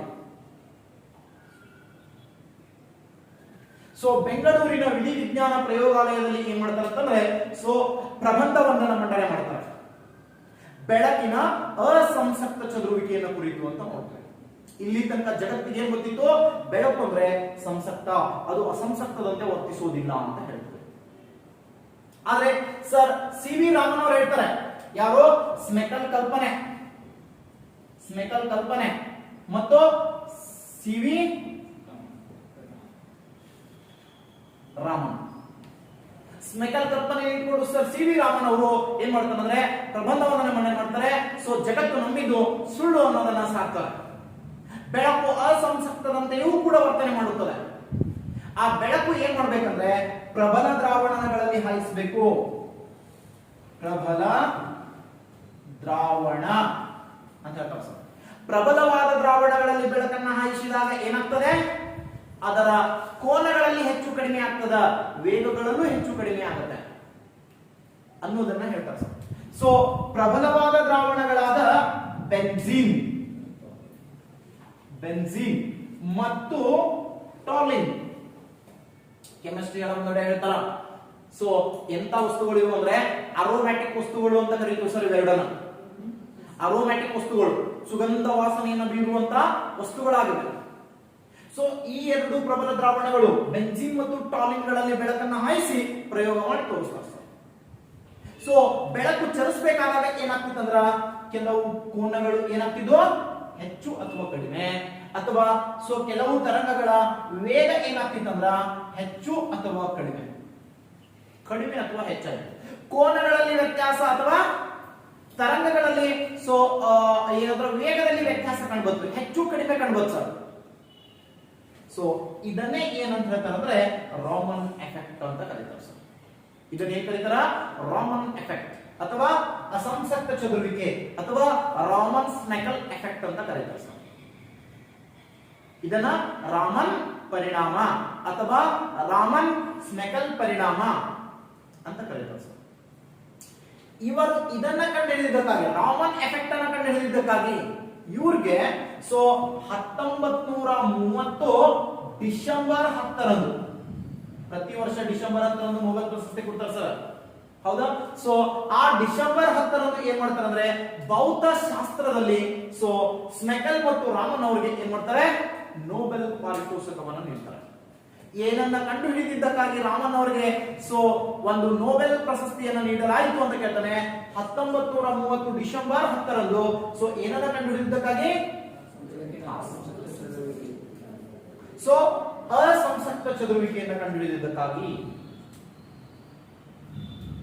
ಸೊ ಇನ್ನೊಂದು ಕ್ವಶನ್ ಕೇಳ್ತಾನೆ ನಮಗೆ ಪ್ರಮುಖವಾಗಿ. ಸೊ ಪ್ರತಿ ವರ್ಷ ಫೆಬ್ರವರಿ 28ರಂದು ನಾವು ಸೊ ರಾಷ್ಟ್ರೀಯ ವಿಜ್ಞಾನಿಗಳ ದಿನವನ್ನಾಗಿ ಆಚರಿಸುತ್ತೇವೆ. ಪ್ರತಿ ವರ್ಷ ಫೆಬ್ರವರಿ 22 ಸೊ ಸಿ.ವಿ. ರಾಮನ್ ಅವರ ಸವಿ ನೆನಪಿಗಾಗಿ ರಾಷ್ಟ್ರೀಯ ವಿಜ್ಞಾನಿಗಳ ದಿನವನ್ನಾಗಿ ಆಚರಿಸುತ್ತೇವೆ. ಹಾಗಾದರೆ ಆ ದಿನವು ಒಂದು ಅಂತ ಕೇಳೋಣ ಸರ್. ಸಿ.ವಿ. ರಾಮನ್ ಅವರ ಹುಟ್ಟಿದ ದಿನವಾಗಿದೆ, ಸಿ.ವಿ. ರಾಮನ್ ಅವರು ಮರಣಿಸಿದ ದಿನವಾಗಿದೆ, ಸಿ.ವಿ. ರಾಮನ್ ಅವರಿಗೆ ನೊಬೆಲ್ ಪ್ರಶಸ್ತಿ ತಂದ ದಿನವಾಗಿದೆ, ಸಿ.ವಿ. ರಾಮನ್ ಅವರು ಪ್ರಬಂಧ ಮಂಡಿಸಿದ ದಿನವಾಗಿದೆ ಅಂತ ಕೇಳ್ತಾನೆ ಸರ್. ಸೊ ಪ್ರಬಂಧ ಮಂಡಿಸಿದ್ದು ಅಥವಾ ಅಸಂಸಕ್ತ ಚದುರುವಿಕೆಯನ್ನು ಕಂಡುಹಿಡಿದ ದಿನವಾಗಿದೆ ಅಂತ ನೋಡ್ತೀವಿ. ಅವರು ಸವಿನೆನಪಿಗಾಗಿ ಕೊಡ್ತೀವಿ. ಆದ್ರೆ ಆ ದಿನ ಯಾವುದು ಅಂತ ಕೇಳೋ ಕ್ವಶನ್. February 28 1928 sir. ಭಾರತದಲ್ಲಿ ಸೊ ಭೌತಶಾಸ್ತ್ರ ವಿಷಯಕ್ಕೆ ಪ್ರಥಮ ನೊಬೆಲ್ ಪ್ರಶಸ್ತಿಯನ್ನು ತಂದುಕೊಟ್ಟ ವ್ಯಕ್ತಿ ಯಾರು ಅಂತ ಕೇಳಿದ್ರೆ ಯಾರಿರಬೇಕು? ಸರ್ ಸಿ.ವಿ. ರಾಮನ್. ಸೊ ಭಾರತಕ್ಕೆ ಮೊದಲ ನೊಬೆಲ್ ಪ್ರಶಸ್ತಿಯನ್ನು ತಂದುಕೊಟ್ಟ ವ್ಯಕ್ತಿ ಅಂತ ಕೇಳಿದ್ರೆ ಭಾರತ ದೇಶಕ್ಕೆ ಮೊದಲು ನೊಬೆಲ್ ಪ್ರಶಸ್ತಿಯನ್ನು ತಂದುಕೊಟ್ಟವರು ರವೀಂದ್ರನಾಥ್ ಠಾಗೂರ್ ಅವರ ಗೀತಾಂಜಲಿ ಕೃತಿಗೆ. ಸೊ 1913 ಬಂದ ಸರ್ ನಮಗೆ ಸಾಹಿತ್ಯ ಕ್ಷೇತ್ರದಲ್ಲಿ ಅಂತ ನೋಡ್ತೀವಿ. ನೊಬೆಲ್ ಫಸ್ಟ್ ಬಂದದ್ದು ಸಾಹಿತ್ಯ ಕ್ಷೇತ್ರಕ್ಕೆ ಸರ್. ಫಿಸಿಕ್ಸ್ ಗೆ ಬಂದದ್ದು ಅಂತ ಕೇಳಿದ್ರೆ ಸರ್ ಸಿ.ವಿ. ರಾಮನ್. ಕರ್ನಾಟಕದ ಮೊದಲ ನೊಬೆಲ್ ಪ್ರಶಸ್ತಿ ಪುರಸ್ಕೃತರು ಅಂತ ಕೇಳಿದ್ರೆ ಸರ್ ಸಿ.ವಿ. ರಾಮನ್ ಅವರನ್ನ ಹೇಳ್ತೀವಿ ಸರ್. ಆದ್ರೆ ಭಾರತ ರತ್ನ ಬಂದಾಗ ಅವ್ರು ಬಿಟ್ಟು ಯಾರು ಹೇಳ್ತೀವಿ? Sir M Visvesvaraya. ಇವ್ರಿಗಿಂತ ಹಿಂದಗಡೆ ತಗೊಂಡ ಅವಾಗ ತಮಿಳುನಾಡದ ಅವ್ರ ಮೂಲ ತಮಿಳುನಾಡು ಸರ್ ಸಿ.ವಿ. ರಾಮನ್ ಅವ್ರದ. ಆದ್ರೆ ಅವ್ರು ಬಂದು ವಲಸೆ ಇದ್ದು ಸೊ ವಿದ್ಯಾಭ್ಯಾಸ ಮಾಡಿದ್ದು ಮದ್ರಾಸ್ ಪ್ರೆಸಿಡೆನ್ಸಿಯಲ್ಲಿ, ಸೇವೆ ಸಲ್ಲಿಸಿದ್ದು ಹೋಗಿ ಮುಂಬೈದಾಗ ಒಂದಿಷ್ಟು ದಿನ ಮಾಡಿ ಬಂದು ಬೆಂಗಳೂರು ಬರ್ತಾರೆ ಸರ್. ಏನಾಗಿ ಸೊ ನಮ್ಮ ವಿಜ್ಞಾನ ಪ್ರಯೋಗಾಲಯದಲ್ಲಿ ಸೊ ಶಿಕ್ಷಕರಾಗಿ ಬಂದು ಹುದ್ದೆಯನ್ನು ತಗೊಂಡು ಶಿಕ್ಷಕರಾಗಿ ಕಾರ್ಯನಿರ್ವಹಿಸ್ತಿರ್ತಾರ. ಅವ್ರ ಫ್ಯಾಮಿಲಿ ಹಿಡಿದು ಎಲ್ಲಾನು ಇಲ್ಲಿ ಅದಾರ ಸರ್, ಬೆಂಗಳೂರಲ್ಲೇ ಸೆಟ್ಲ್ ಅದಾರ. ಆದ್ರೆ ಅವ್ರು ನಾವು ಏನಂತೀವಿ? ಸೊ ಭಾರತ ರತ್ನ ಅಂದಾಗ ತಮಿಳುನಾಡು ಅಂತೀವಿ. ಸೊ ಅದೇ ನೊಬೆಲ್ ಪ್ರಶಸ್ತಿ ಅಂದ್ರೆ ಕರ್ನಾಟಕದ ಅಂತ ಕರೀತೀವಿ ಸರ್. ನಮ್ಮ ದುರಾದೃಷ್ಟ ಅಂತ ಕರೀತೀವಿ. ಸೊ ಇಷ್ಟು ಬೆಳಕಿನ ಅಸಂಸಕ್ತ ಚದುರುವಿಕೆ ಅಂದಾಗ ಮೋಸ್ಟ್ ಇಂಪಾರ್ಟೆಂಟ್ ಆಗಿ ನಮಗೆ ಗೊತ್ತಿರಬೇಕಾದಂತ ಒಂದು ಕಾನ್ಸೆಪ್ಟ್ ಅಂತ ಕರೀತೀವಿ, ಬೆಳಕಿನ ಪ್ರತಿಫಲನ. ನೆಕ್ಸ್ಟ್ ನೋಡೋಣ ರಿಫ್ಲೆಕ್ಷನ್ ಆಫ್ ಲೈಟ್. ಬೆಳಕಿನ ಪ್ರತಿಫಲನ ಅಂತ ನೋಡ್ತೀವಿ ಸರ್. ರಿಫ್ಲೆಕ್ಷನ್ ಆಫ್ ಲೈಟ್ ಅಂತ ನೋಡ್ತೀವಿ. ಹಂಗಂದ್ರೆ ಏನು? ಯಾರು ಹೇಳ್ತೀರ? ಪ್ರತಿಫಲನ ಅಂದ್ರೆ ಬೆಳಕಿನ ಪ್ರತಿಫಲನ ಎಂದರೆ ಗೊತ್ತಿಲ್ಲ? ಸೊ ಒಂದು ಆಗಲೇ ಹೇಳಿದೆವಲ್ಲ, ಬೆಳಕಿನ ಚದುರುವಿಕೆ. ಒಂದು ವಸ್ತುವಿನ ಮೇಲೆ ಬೆಳಕು ಬಿದ್ದಾಗ ಅದು ಒಳ ಹೋಯ್ತಂದ್ರೆ ಅದನ್ನ ಏನ್ ಕರಿತೀವಿ? ಚದುರುವಿಕೆ. ಅದೇ ಬಿದ್ದು ಹೊಳ್ಳಿ ರಿಫ್ಲೆಕ್ಟ್ ಆಗಿ ಬರ್ತಂದ್ರ ಪ್ರತಿಫಲನ ಅಂತ ಕರಿತೀವಿ. ಅಷ್ಟೇ ಸಿಂಪಲ್. ಸೊ ಅದು ಬಿದ್ದ ಬೆಳಕ ನುಣುಪಾದ ವಸ್ತುವಿನ ಮೇಲ್ಮೈ ಮೇಲೆ ಬಿದ್ರೆ ಅದು ಹೊಳ್ಳಿ ಪ್ರತಿಫಲಿತಗೊಂಡು ಬರ್ತದ. ಅದನ್ನೇ ನಾವು ಸೊಲ್ಬಿಡು ಅಥವಾ ಪ್ರತಿಫಲನ ಅಂತ ಕರೀತೀವಿ ಸರ್. ಸೊ ಹುಣ್ಣಿಮೆಯ ದಿನ ಸೊ ಚಂದ್ರ ಹೊಳೆಯುತ್ತಾನೆ, ಕಾಣ್ತಾನಿಲ್ಲ? ಹಾಗಾದ್ರೆ ಇದನ್ನ ನಾವು ಯಾವ ಪರಿಣಾಮ ಅಂತ ಕರಿತೀವಿ ಅಂತ ಕೇಳಿದ್ರೆ ಪ್ರತಿಫಲನ. ಸೂರ್ಯ ಸ್ವಂತ ಬೆಳಕೊಂಡ ಸರ್, ಚಂದ್ರ ಸ್ವಂತ ಬೆಳಕೊಂದಿಲ್ಲ. ಇಲ್ಲಿ ನೋಡ್ರಿ, ಸೂರ್ಯ ಅದ, ಇವತ್ತು ಹುಣ್ಣಿಮೆ ಅದ, ಸೊ ಇಲ್ಲಿ ಭೂಮಿ ಅದ. ಸೊ ಈ ಭೂಮಿಯ ಈ ಪಾರ್ಟ್ ಏನದ? ಕತ್ಲದ, ಈ ಕಡೆ ಬೆಳಕ ಸರ. ಬೆಳಕು ಇಲ್ಲಿ ಕತ್ಲದ ಇರ್ಬೇಕು. ಬಟ್ ಇವತ್ತು ಹುಣ್ಣಿಮೆ ಅಲ್ಲ. ಹುಣ್ಣಿಮೆ ಆದ್ರ ಸೂರ್ಯನ ಕಿರಣಗಳು ಏನ್ ಮಾಡತ್ತವ, ಚಂದ್ರನ ಮೇಲೆ ಬೀಳತ್ತವ, ಸನ್, ಮೂನ್, ಅರ್ತ್. ಸೊ ಇವನ್ ಮೇಲೆ ಬಿದ್ದ ಕಿರಣಗಳು ಪ್ರತಿಫಲಿಸಿ ಏನಾಗತ್ತವ, ಈ ಭಾಗಕ್ಕೆ ಬಂದು ಬೀಳತ್ತವ ಸರ್. ಈ ಡೈರೆಕ್ಷನ್ ಹಿಂಗಿದ್ನಂದ್ರ ಈ ರೀತಿ ಬಂದು ಬೀಳ್ತಾವ ಸರ್. ಸೊ ಇದನ್ನೇ ನಾವು ಪ್ರತಿಫಲನ ಅಥವಾ ಅಲ್ಬಿಡೋ ಎಂದು ಕರೆಯುತ್ತೇವೆ. ಬೆಳಕಿನ ಕಿರಣಗಳು ನುಣುಪಾದ ವಸ್ತುವಿನ ಮೇಲ್ಮೈ ಮೇಲೆ ಬಿದ್ದರೆ ಅದು ಪುನಃ ಅದೇ ಮಾಧ್ಯಮವನ್ನು ಪ್ರವೇಶಿಸುತ್ತದೆ. ಯಾವ ಮಾಧ್ಯಮದಿಂದ ಬೆಳಕು ಬಂದಿರ್ತದ, ನುಣುಪಾದ ವಸ್ತುವಿನ ಮೇಲ್ಮೈ ಮೇಲೆ ಬಿದ್ದರೆ ಮತ್ತೆ ಹೊಳ್ಳಿ ಯಾವ ಮಾಧ್ಯಮದಿಂದ ಬಂದಿರುತ್ತೋ ಅದೇ ಮಾಧ್ಯಮಕ್ಕೆ ಬೆಳಕು ಹೊಳ್ಳಿ ಹಿಂದಿರುಗುತ್ತದೆ. ಅದನ್ನೇ ಬೆಳಕಿನ ಪ್ರತಿಫಲನ ಎಂದು ಕರೆಯುತ್ತೇವೆ. ವಸ್ತು ಬೆಳಕು ಪ್ರತಿಫಲನಗೊಂಡ್ರೆ ಸೊ ಯಾವುದೇ ಬೆಳಕನ್ನ ಆ ವಸ್ತು ಹೀರಿಕೊಂಡಿಲ್ಲ ಎಂದರ್ಥ. ಇನ್ ಕೇಸ್ ಸ್ವಲ್ಪ ಬೆಳಕು ಪ್ರತಿಫಲನಗೊಂಡ್ರೆ ಒಂದಿಷ್ಟು ಆ ಬೆಳಕು ಹೀರಿಕೊಂಡಿದೆ, ಆ ವಸ್ತು ಹೀರಿಕೊಂಡಿದೆ ಎಂದರ್ಥ. ಅರ್ಥ ಐತ್ರಿ? ಹಾಗಾದ್ರೆ ಬಣ್ಣ ಮತ್ತು ಪ್ರತಿಫಲನ ಅಂತ ಆಪ್ಷನ್ ಕೇಳ್ತಾನ. ಏನ್ ಕೇಳ್ತಾನ? ಬಣ್ಣ ಮತ್ತು ಪ್ರತಿಫಲನ. ಸೊ ಬಿಳಿಯ ವಸ್ತುವಿನ ಮೇಲೆ ನೋಡ್ರಿ, ಬಿಳಿ ಬೋರ್ಡ್ ಅದ, ಇದ್ರ ಮೇಲೆ ಬೆಳಕು ಬಿದ್ದಾಗ ಎಷ್ಟು ಬೆಳಕು ಚದುರ್ಲಾಗ್ತದೆ ನೋಡಿ ಸರ್, ಎಷ್ಟು ಪ್ರತಿಫಲನಗೊಳ್ಳಾಗ್ತದೆ ನೋಡ್ರಿ ಬೆಳಕು. ಅದೇ ಸೊ ಕರಿಯ ವಸ್ತುವಿನ ಮೇಲೆ ಬೆಳಕನ್ನು ಹಾಕಿ ನೋಡೋಣ, ಸೊ ಬೆಳಕನ್ನ ಹೀರಿಕೊಳ್ಳುತ್ತದೆ. ಸೊ ಬಿಳಿಯ ಬಣ್ಣವು ಹೆಚ್ಚು ಬೆಳಕನ್ನ ಪ್ರತಿಫಲಿಸಿ ಕಡಿಮೆ ಬೆಳಕನ್ನು ಹೀರಿಕೊಳ್ಳುತ್ತವೆ. ಕಪ್ಪು ವಸ್ತುಗಳು ಹೆಚ್ಚು ಬೆಳಕನ್ನ ಹೀರಿಕೊಂಡು ಕಡಿಮೆ ಬೆಳಕನ್ನು ಪ್ರತಿಫಲಿಸುತ್ತವೆ. ನಮಗೆ ಸಿಂಪಲ್ ಆಗಿ ಒಂದು ಕಾನ್ಸೆಪ್ಟ್ ಗೊತ್ತಿರಬೇಕು, ಬೆಳಕು ಮತ್ತು ಬಣ್ಣ ಅಂದ್ರೆ. ಸರ್ ಬರೀ ಗೊತ್ತಿದ್ರಲ್ಲ, ಅದಕ್ಕೆ ಅಪ್ಲೈಡ್ ಹೆಂಗ್ ಕ್ವಶನ್ ಕೇಳೋಣ, ನಾ ಅದಕ್ಕೆ ಹೆಂಗ್ ಆನ್ಸರ್ ಹಾಕ್ಬೇಕು ಅನ್ನೋದು ಗೊತ್ತಿರಬೇಕು. ಸೊ ಬರೇ ಬಿಳಿ ಬೆಳಕ ಸೊ ಹೆಚ್ಚು ಚದುರ್ತದ, ಬೆಳಕು ಹೆಚ್ಚು ಪ್ರತಿಫಲಿಸ್ತದ, ಕಡಿಮೆ ಹೀರ್ಕೋತದ, ಅಥವಾ ಕಪ್ಪನು ಜಾಸ್ತಿ ಹೀರ್ಕೋತವ, ಕಡಿಮೆ ಪ್ರತಿಫಲಿಸ್ತವ. ಈ ಎರಡು ಕಾನ್ಸೆಪ್ಟ್ ಗೊತ್ತಿದ್ರಲ್ಲ. ಸೊ ಮನೆಯ ಮೇಲ್ಚಾವಣಿಯ ನೋಡ್ರಿ, ಮನೆಯ ಮೇಲ್ಚಾವಣಿಯ ಸೊ ಬಣ್ಣ ಯಾವತ್ತೂ ಬೆಳ್ಳಗಿರುತ್ತದೆ ಕಾರಣ ಅಂತ ಕೇಳ್ತಾನ. ಯಾವತ್ತೂ ಬೆಳಗಿರ್ತದ ಕಾರಣ ಅಂತ ಕೇಳಿದ್ರೆ ಮೇಲ್ಚಾವಣಿಗೆ ಬಿದ್ದಂತ ಬೆಳಕು ಹೀರ್ಕೋಬಾರ್ದು, ಅದು ಪ್ರತಿಫಲಿಸಿ ಕೆಳಗೆ ಬರಲಿ ಅನ್ನೋದಕ್ಕೋಸ್ಕರ ಯಾವತ್ತೂ ಮೇಲ್ಚಾವಣಿಯ ಬಣ್ಣಗಳನ್ನ ಏನ್ ಮಾಡ್ತೀವಿ, ಬಿಳಿಯ ಬಣ್ಣದಲ್ಲಿ ನಾವು ಬಳಿಯುತ್ತೇವೆ. ಸೊ ನೆಕ್ಸ್ಟ್ ಕ್ವಶನ್ ಕೇಳ್ತಾನೆ ಸರ್. ನೆಕ್ಸ್ಟ್ ಕ್ವಶನ್ ಯಾವುದು ಅಂತ ಕೇಳಿದ್ರೆ, ಡಾಂಬರ್ ರಸ್ತೆಗಳನ್ನು ಏಕೆ ಕಪ್ಪು ಬಣ್ಣದಲ್ಲಿಯೇ ನಿರ್ಮಿಸಿರುತ್ತಾರೆ? ಸರ್ ಡಾಂಬರ್ ಕಲರೇ ಕಪ್ಪು ಇರ್ತದೆ ಸರ್. ಅದಕ್ಕ ಅದೇ ನೋಡ್ರಿ, ನ್ಯಾಷನಲ್ ಹೈವೇಗಳು ಅವು ಇದ್ವು ಅಂದ್ರ ಏನ್ ಮಾಡ್ತಿರ್ತಾರೆ ಗೊತ್ತೇನ್ರಿ, ವರ್ಷ ವರ್ಷ ಅದಕ್ಕೆ ಡಾಂಬರ್ ಹಾಕ್ತಿರ್ತಾರೆ ಸರ್. ಒಂದ್ 2 ಇಂಚ್ ಹಾಕ್ತಾರ. ಯಾಕೆ ಸರ್, ಯಾಕೆ ಹಾಕ್ಬೇಕು, ಇನ್ನು ಡಾಂಬರ್ ಏನು ಆಗಿಲ್ಲ ಅದಕ್ಕೆ ಅಂತ ಕೇಳಿದ್ರೆ ಅದ್ರ ಕಲರ್ ಗೊತ್ತಿರ್ತವೆ ಸರ್. ಹೈ ಸ್ಪೀಡ್ ಹೈವೇಗಳು ಇರ್ತಾವ ಸರ್ ಅವು, ಹಂಗಾಗಿ ಯಾವತ್ತೂ ಕಪ್ಪಿರ್ಬೇಕು. ಕಪ್ಪು ಇರಲಿಲ್ಲ ಅಂದ್ರೆ ಏನಾಗ್ತದೆ ಅಂತ ಕೇಳಿದ್ರೆ, ಸೊ ಇನ್ ಕೇಸ್ ಬೆಳಕನ್ನು ಏನಾದ್ರು ನಾವು ವೇಗವಾಗಿ ಗಾಡಿ ತಗೊಂಡು ಹೊಂಟಂದ್ರೆ ಆ ರೋಡಿಗೆ ಬಿದ್ದಂತ ಬೆಳಕು ರಿಫ್ಲೆಕ್ಟ್ ಆಗಿ ಇವನ್ ಕಣ್ಣಿಗೆ ಬಂದ್ ಬಡಿತದ, ಅಥವಾ ಮುಂದಿದ್ದವನ್ ಕಣ್ಣಿಗೆ ಹೋಗಿ ಬಡಿತದ. ಹಂಗೇನಾದ್ರು ಹೋಗಿ ಬಡಿತು ಅಂತಂದ್ರೆ ಆಕ್ಸಿಡೆಂಟ್ಗಳಾಗ್ತವೆ ಸರ್ ಜಾಸ್ತಿ. ಆ ರಸ್ತೆ ಅಪಘಾತಗಳನ್ನು ತಡೆಯುವ ಉದ್ದೇಶಕ್ಕೋಸ್ಕರ ಏನ್ ಮಾಡ್ತಾರೆ ಅಂತ ಕೇಳಿದ್ರೆ, ಸೊ ರಸ್ತೆಗಳನ್ನು ಯಾವತ್ತೂ ಡಾಂಬರೀಕೃತ ರಸ್ತೆಗಳಿಂದ ಮಾಡಿರ್ತಾರೆ ಅಥವಾ ಕಪ್ಪು ಬಣ್ಣದಲ್ಲಿ ಇಟ್ಟಿರ್ತಾರ ಅಂತ ನೋಡ್ತೀವಿ ಸರ್. ಚಿಕ್ಕ ಮಕ್ಕಳಿಗೆ ಕಾಡಿಗೆ ಹಚ್ಚುವ, ಕಣ್ಣಿಗೆ ಕಾಡಿಗೆ ಹಚ್ಚುವುದರ ಉದ್ದೇಶ ಏನಂತ ಕೇಳ್ತಾನ ಸರ್, ನೆದರ್ ಬಿಡಬಾರ್ದು ಅಂತ ಹೇಳಿಸ್ತಾರ. ಹೌದಾ? ಹೌದೇನ್ರಿ? ಹಂಗಲ್ಲ ಸರ್. ಸೊ ಹೊರಗಡೆ ನೀವು ತಗೊಂಡ್ ಹೊಂಟಿದ್ರೆ ಅಂದ್ರ ಆ ನಮ್ಮ ಹೂಬೆಲ್ಲ ಕಪ್ಪ ನೋಡ್ರಿ, ಅವು ಕೂದ ಕಪ್ಪಿಲ್ಲ ಸರ್, ಬೆಳಗಿರ್ತೀವಿ, ಇನ್ನ ಕೂದ ಕಪ್ಪಾಗಿರಲ್ಲ, ಕೆರಾಟಿನ್ ಜಾಸ್ತಿ ಬೆಳೆದಿರಲ್ಲ. ಹಂಗಾಗಿ ನಾವೇನೋ ಹೊರ ತಗೊಂಡ್ ಹೊಂಟೇವ ಅಂತಂದ್ರೆ ಸೊ ಆ ಸೂರ್ಯನ ಕಿರಣಗಳು, ಪ್ರಕಾಶವಾದ ಕಿರಣಗಳು ಕಣ್ಣನ್ನು ಹೋಗ್ತಂದ್ರೆ ಫೋಟೋಫೋಬಿಯಾ ಬರೋ ಸಾಧ್ಯತೆ ಇರ್ತದೆ ಸರ್. ಬೆಳಕು ನೋಡಿದ್ರೆ ಹೆದರೋದು, ಕಣ್ಣ ನೀರು ಬರೋ ಸಾಧ್ಯತೆ ಇರ್ತದ. ಹಂಗಾಗಿ ಹಂಗ ಆಗ್ಬಾರ್ದು ಅನ್ನೋದಕ್ಕೆ ಸೊ ಕಪ್ಪಂದು ಅಡಿಗೆ ಹಚ್ಚಿ ಕಳಿಸ್ತಾರ ಸರ್. ಗಲ್ಲಕ್ಕ ಕಾಲಿ ಹಚ್ಚೋದು ನನಗೆ ಗೊತ್ತಿಲ್ಲ, ಆದ್ರ ಸೊ ಹುಬ್ಬಿಗೆ ಹಚ್ಚೋ ಉದ್ದೇಶ ಏನು ಅಂತ ಕೇಳ್ತಾನ, ಅಥವಾ ಕಣ್ಣಿನ ನೀವು ಹಚ್ತಾರ ರೆಪ್ಪೆಗೆ ಹಚ್ಚೋ ಉದ್ದೇಶ ಏನು ಅಂತ ಕೇಳ್ತಾನ. ಸೊ ಹೆಚ್ಚು ತೀಕ್ಷ್ಣವಾದ ಬೆಳಕು ಕಣ್ಣನ್ನ ಹೋಗ್ಬಾರ್ದು ಅನ್ನೋದಕ್ಕೋಸ್ಕರ ಅದನ್ನ ಹಾಕ್ತಾರ ಸರ್. ಸೊ ಆಪರೇಷನ್ ಆಗಿರ್ತಾವ ಗೊತ್ತ, ಕಣ್ಣು ಗೊತ್ತೇನ್ ಸರ, ಕರಿ ಚಸ್ಮಾ ಕೊಟ್ಟಿರ್ತಾರ ನೋಡಿ ಹಾಕೊಳಕ್, ಯಾಕಂತ ಕೇಳ್ತಾನ. ತೀಕ್ಷ್ಣವಾದ ಬೆಳಕು ಕಣ್ಣ ಹೋಗ್ತಂದ್ರ ಏನಂತ ಸರ್, ಕಣ್ಣಲ್ಲಿ ಸೊ ಹಾನಿಗಳು ಉಂಟಾಗ್ತವ. ಹಂಗಾಗಿ ಅದು ಹಾನಿ ಆಗ್ಬಾರ್ದು ಅನ್ನೋದಕ್ಕೆ ಕಪ್ಪು ಚಸ್ಮಾ ಕೊಟ್ಟಿರ್ತಾವ ಸರ್. ಅದು ಹೆಚ್ಚಿನ ಬೆಳಕಿನವನ್ನು ಹೀರ್ಕೊಂಡು ಕಡಿಮೆ ಬೆಳಕನ್ನು ಏನ್ ಮಾಡ್ತದ, ಕಣ್ಣಿಗೆ ಒದಗಿಸ್ತದ ಅಂತ ನೋಡ್ತೀವಿ ಸರ್. ಇವೆರಡು ಸಿಇಟಿಗೆ ಕೇಳಿಲ್ಲ ಜಾಸ್ತಿ, ಆದ್ರೆ ಕ್ವಶನ್ ಏನ್ ಕೇಳ್ತಾರ ಗೊತ್ತೇನ್ರಿ, ಸಿಇಟಿಗೆ ವೆಲ್ಡಿಂಗ್ ಹೊಡಿತಿರ್ತಾರಲ್ಲ ಸರ್, ಅವ್ರು ಕರಿ ಚಸ್ಮಾ ಹಾಕೊಂಡಿರ್ತಾರ ನೋಡ್ರಿ, ಯಾಕೆ ಹಾಕೋಬೇಕು ಅಂತ ಕೇಳ್ತಾನ.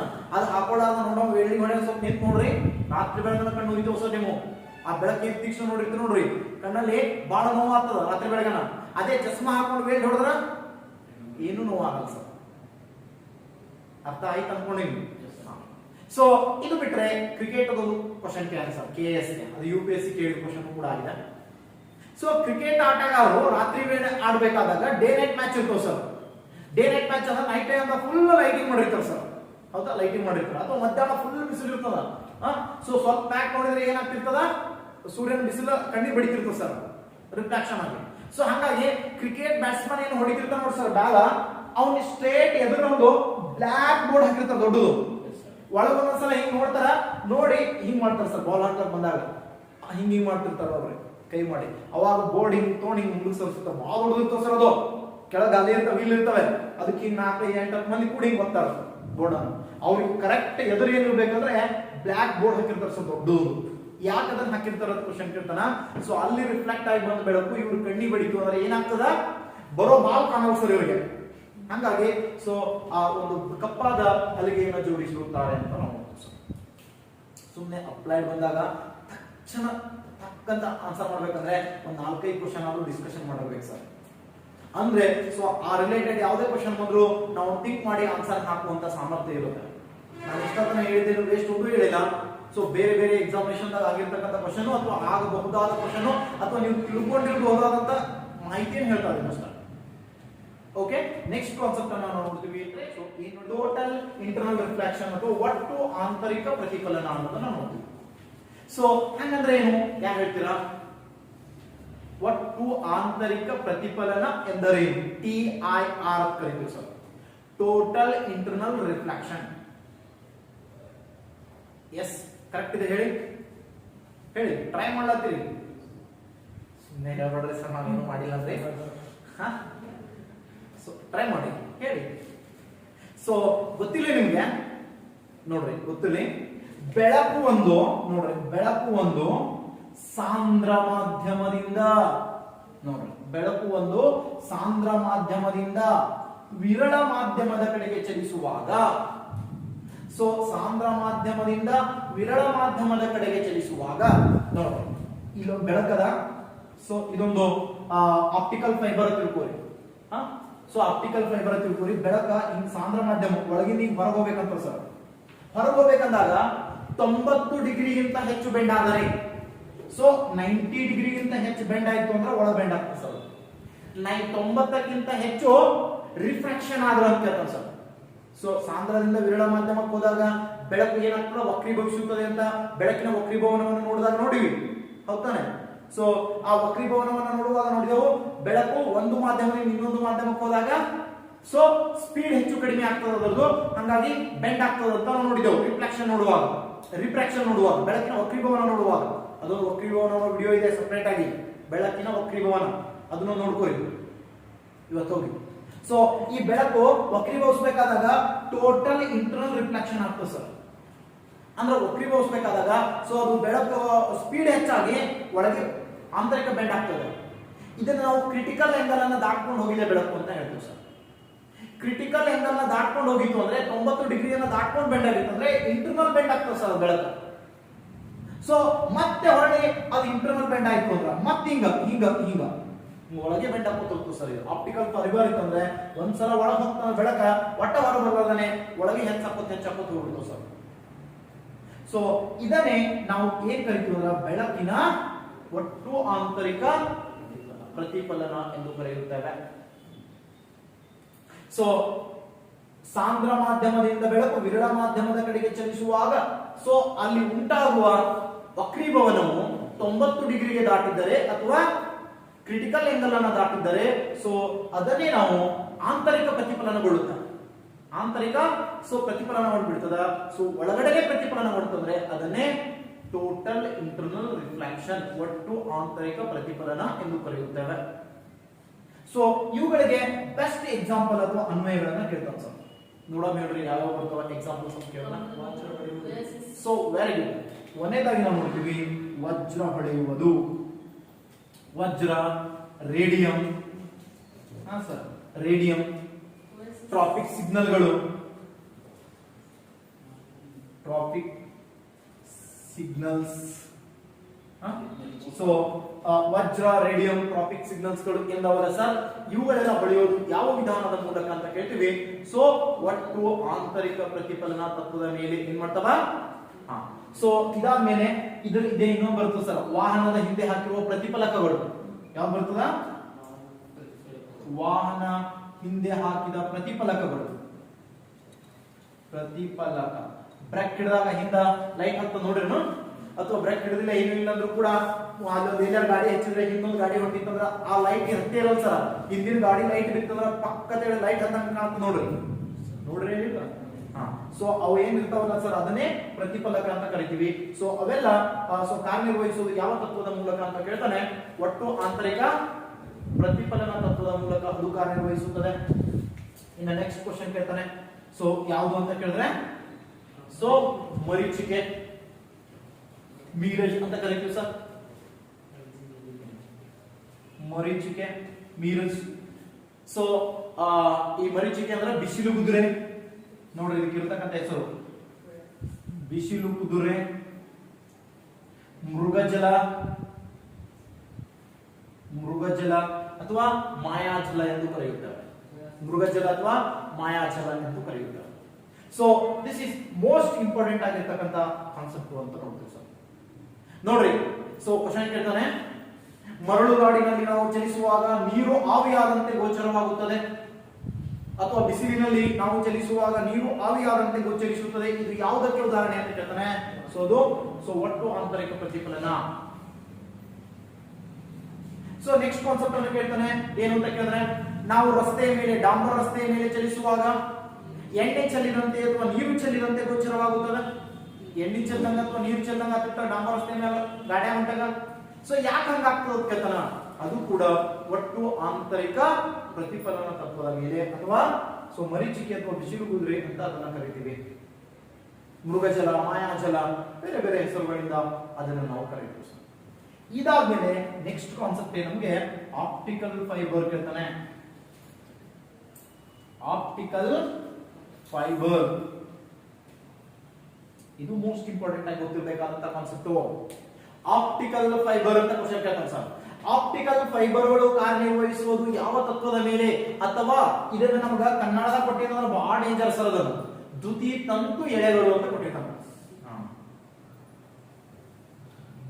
ದ್ಯುತಿ ತಂತು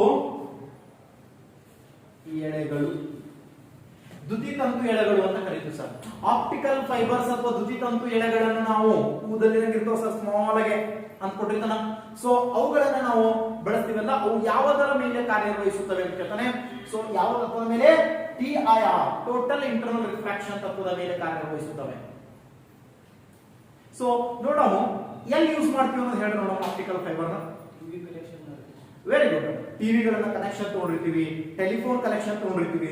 ಆ ವೈರ್ದಾಗ ಸಣ್ಣ ಗುಂಜು ತಲೆ ಕೂದಲಿದ್ದಂಗ, ಕೂದಲಷ್ಟು ಬೆಳ್ಳಗೇನೆ ಇವು ಇರ್ತಾವ ನೋಡ್ರಿ, ಏನು ಗುಂಜ್ ಇದ್ದಂಗೆ ಇರ್ತಾವ ನೋಡ್ರಿ. ಎಸ್, ಅವೇ ಆಪ್ಟಿಕಲ್ ಫೈಬರ್ಸ್ ಆಗಿವೆ ಅಂತ ನೋಡ್ತೀವಿ ಸರ್. ಮತ್ತೆ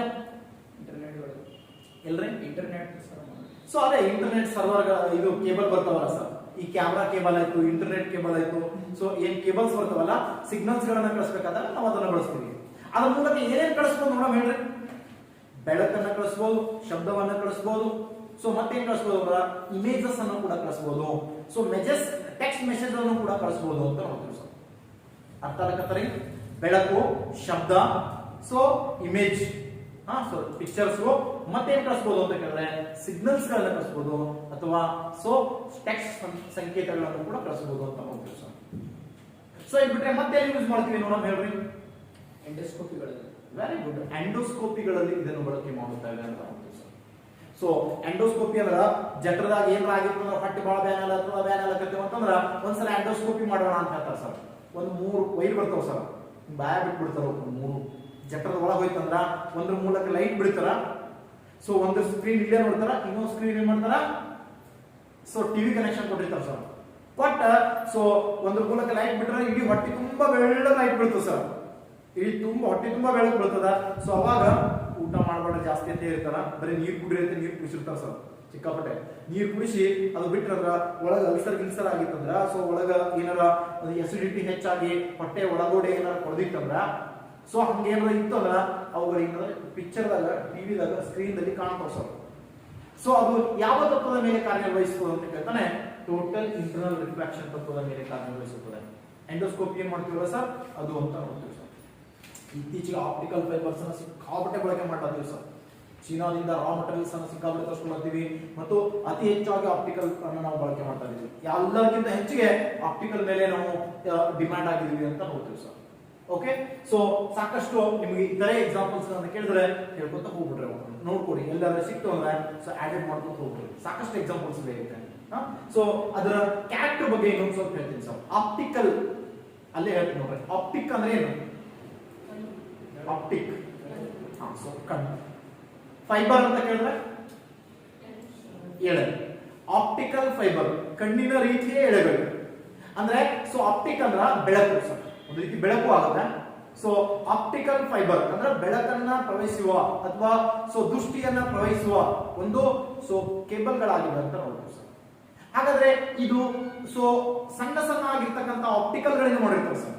ಅಂದ್ರೆ ಸಣ್ಣ ಸಣ್ಣ ಆಗಿರ್ತಕ್ಕಂಥ ಸ್ಮಾಲ್ ಆಗಿರ್ತಕ್ಕಂಥ ಸೊ ಒಂದು ಚೂರುಗಳು ಇರ್ತವೆ ಆಪ್ಟಿಕ್ಸ್. ಸೊ ಚೂರುಗಳು, ಆ ಚೂರುಗಳಿಂದ ಮಾಡಿರ್ತಾರೆ, ಸೂಕ್ಷ್ಮವಾದ ಕಣಗಳಿಂದ ಇದನ್ನ ಮಾಡಿರ್ತಾರೆ. ಸೂಕ್ಷ್ಮವಾದಂತ ಫೈಬರ್ ಕಣಗಳು ಆಪ್ಟಿಕಲ್ ಫೈಬರ್ ಅಂತ ಕರಿತೀವಿ. ಆ ಫೈಬರ್ ಕಣಗಳು ಇರ್ತವೆ, ಈ ರೀತಿ ಇರ್ತವೆ ಸರ್, ಬಹಳ ಸೂಕ್ಷ್ಮ ಇರ್ತವೆ ಇವು. ಸೊ ಅತಿ ಸೂಕ್ಷ್ಮವಾಗಿರ್ತಕ್ಕಂಥ ಈ ಆಪ್ಟಿಕಲ್ ಏನ್ ಬರ್ತಾವಲ್ಲ ಸರ್, ಇವುಗಳನ್ನ ಎಷ್ಟು ಡಿಗ್ರಿ ಕೋನದಲ್ಲಿ ಜೋಡಿಸಲಾಗಿರುತ್ತದೆ ಅಂತ ಕ್ವಶನ್ ಕೇಳೋಣ ಸರ್. ನೋಡ್ರಿ, ಅವು ಒಂದಕ್ಕೊಂದು ಹಿಂಗ್ ಜೋಡಿಸಿಟ್ಟಿರ್ತಾರೆ. ಇದ್ರ ಪ್ರತಿಫಲನ ಆದಾಗ ಅದ್ರ ಪ್ರತಿಫಲನ ಇದ್ರಾಗ ಇದ್ರ ಪ್ರತಿಫಲನ ಹಿಂಗ್ ಬಿಡ್ಕೋತ ಹೋಗ್ತಿರ್ತಾರೆ ಸರ್ ಅದು. ಹಂಗಾಗಿ ಎಷ್ಟು ಡಿಗ್ರಿ ಎಂಗಲ್ ನಲ್ಲಿ ಅವುಗಳನ್ನು ಜೋಡಿಸಿರುತ್ತಾರೆ ಕ್ವಶನ್ ಕೇಳ್ತಾನ. 45 ಡಿಗ್ರಿ ಎಂಗಲ್ ಅಲ್ಲಿ ಅಂತ ಹೇಳ್ತಾರೆ ಸರ್. ಎಷ್ಟು ಡಿಗ್ರಿ? 45 ಡಿಗ್ರಿ ಸೊ ಎಂಗಲ್ ನಲ್ಲಿ ಆ ಒಂದು ಆಪ್ಟಿಕಲ್ ಗಳನ್ನು ಜೋಡಿಸಿರುತ್ತಾರೆ ಅಂತ ಹೇಳ್ತಾರೆ ಸರ್. ಫೈಬರ್ ಕೇಬಲ್ ರಚನೆ ಮಾಡಬೇಕಾದಾಗ ಆಪ್ಟಿಕಲ್ ಗಳನ್ನ ಎಷ್ಟು ಡಿಗ್ರಿಯಲ್ಲಿ ಜೋಡಿಸಿರುತ್ತಾರೆ ಅಂತ 45 ಡಿಗ್ರಿಯಲ್ಲಿ ಜೋಡಿಸಿರುತ್ತಾರೆ. ಎಷ್ಟು ಡಿಗ್ರಿ ಸರ್? 45 ಡಿಗ್ರಿ. ಅರ್ಥ ಆಯ್ತು ಅನ್ಕೊಳ್ಳಿ. ಸೂಕ್ಷ್ಮ ಗಾಜಿನ ಚೂರುಗಳು ಸರ್, ಆಪ್ಟಿಕ್ ಚೂರುಗಳು. ಸೊ ಅವುಗಳನ್ನ ಸೊ 45 ಡಿಗ್ರಿಯಲ್ಲಿ ಸೊ ಜೋಡಿಸಿರ್ತಾರೆ ಅಂತ ನೋಡ್ತೀವಿ. ಟೆಲಿಸ್ಕೋಪ್ ನಲ್ಲಿ ಏನು ಟೆಲಿಸ್ಕೋಪ್ ನಲ್ಲಿ ಅದರಲ್ಲಿ 45 ಹೇಳ್ತೀನಿ, ದರ್ಪಣಗಳು ಹೇಳುವಾಗ ಹೇಳ್ತೀನಿ. ಸೊ ಓಕೆ, ಸೊ ಇಷ್ಟು ನಮಗೆ ಏನ್ ಗೊತ್ತಿರಬೇಕು? ಟೋಟಲ್ ಇಂಟರ್ನಲ್ ರಿಫ್ಲೆಕ್ಷನ್ ಅಂದಾಗ ಗೊತ್ತಿರಬೇಕಾದಂತ ಪ್ರಮುಖ ಕಾನ್ಸೆಪ್ಟ್ ಇದು ಅಂತ ನೋಡ್ತೀವಿ. ಸೊ ಎಲ್ಲದಕ್ಕಿಂತ ಹೆಚ್ಚು ಇದು ಕ್ಯಾರೆಕ್ಟರ್, ಇದನ್ನ ನೆನಪಿಟ್ಕೊಳ್ಳಿ. ಹೈಯೆಸ್ಟ್ ಈ ಸದ್ಯಕ್ಕೆ ಕ್ವಶನ್ ಇದನ್ನ ಕೇಳ್ತಾ ಇದ್ದಾನೆ. ಸಾಂದ್ರ ಮಾಧ್ಯಮದಿಂದ ಬೆಳಕು ವಿರಳ ಮಾಧ್ಯಮದ ಕಡೆಗೆ ಚಲಿಸಿದಾಗ ಮಾತ್ರ ಏನ್ ನಡೀತದ? ವಸ್ತು ಆಂತರಿಕ ಪ್ರತಿಫಲನ ನಡೆಯುತ್ತದೆ. ಈ ಒಂದು ಕಾನ್ಸೆಪ್ಟ್ ಇಟ್ಕೊಂಡು ಸಾಕು ಸರ್. ಇನ್ನೊಂದು, ನೀರೊಳಗಿನ ಗುಳ್ಳೆ. ನೀರಿನೊಳಗೆ ಗುಳ್ಳಿ ಇರ್ತಾವ ನೋಡಿ, ತಳದಾಗ ಸಣ್ಣಗೆ ಅಥವಾ ಒಳಗಡೆ ನಡುವ ಸಣ್ಣ ಸಣ್ಣ ಗುಳ್ಳಿ ಇರ್ತಾವ ನೋಡ್ರಿ.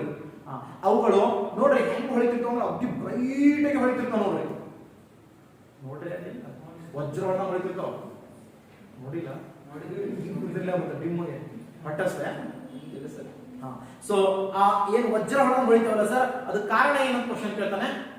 ಅದಕ್ಕೆ ಕಾರಣವೇ ಏನು ಅಂತ ಕೇಳಿದ್ರೆ ಏನ್ ಹೇಳ್ಬೇಕ್ರಿ? TIR ಅಂತ ಟೋಟಲ್ ಇಂಟರ್ನಲ್ ರಿಫ್ಲೆಕ್ಷನ್. ಅರ್ಥ ಆಯ್ತು ಅನ್ಕೊಂಡಿನಿ ಸರ್.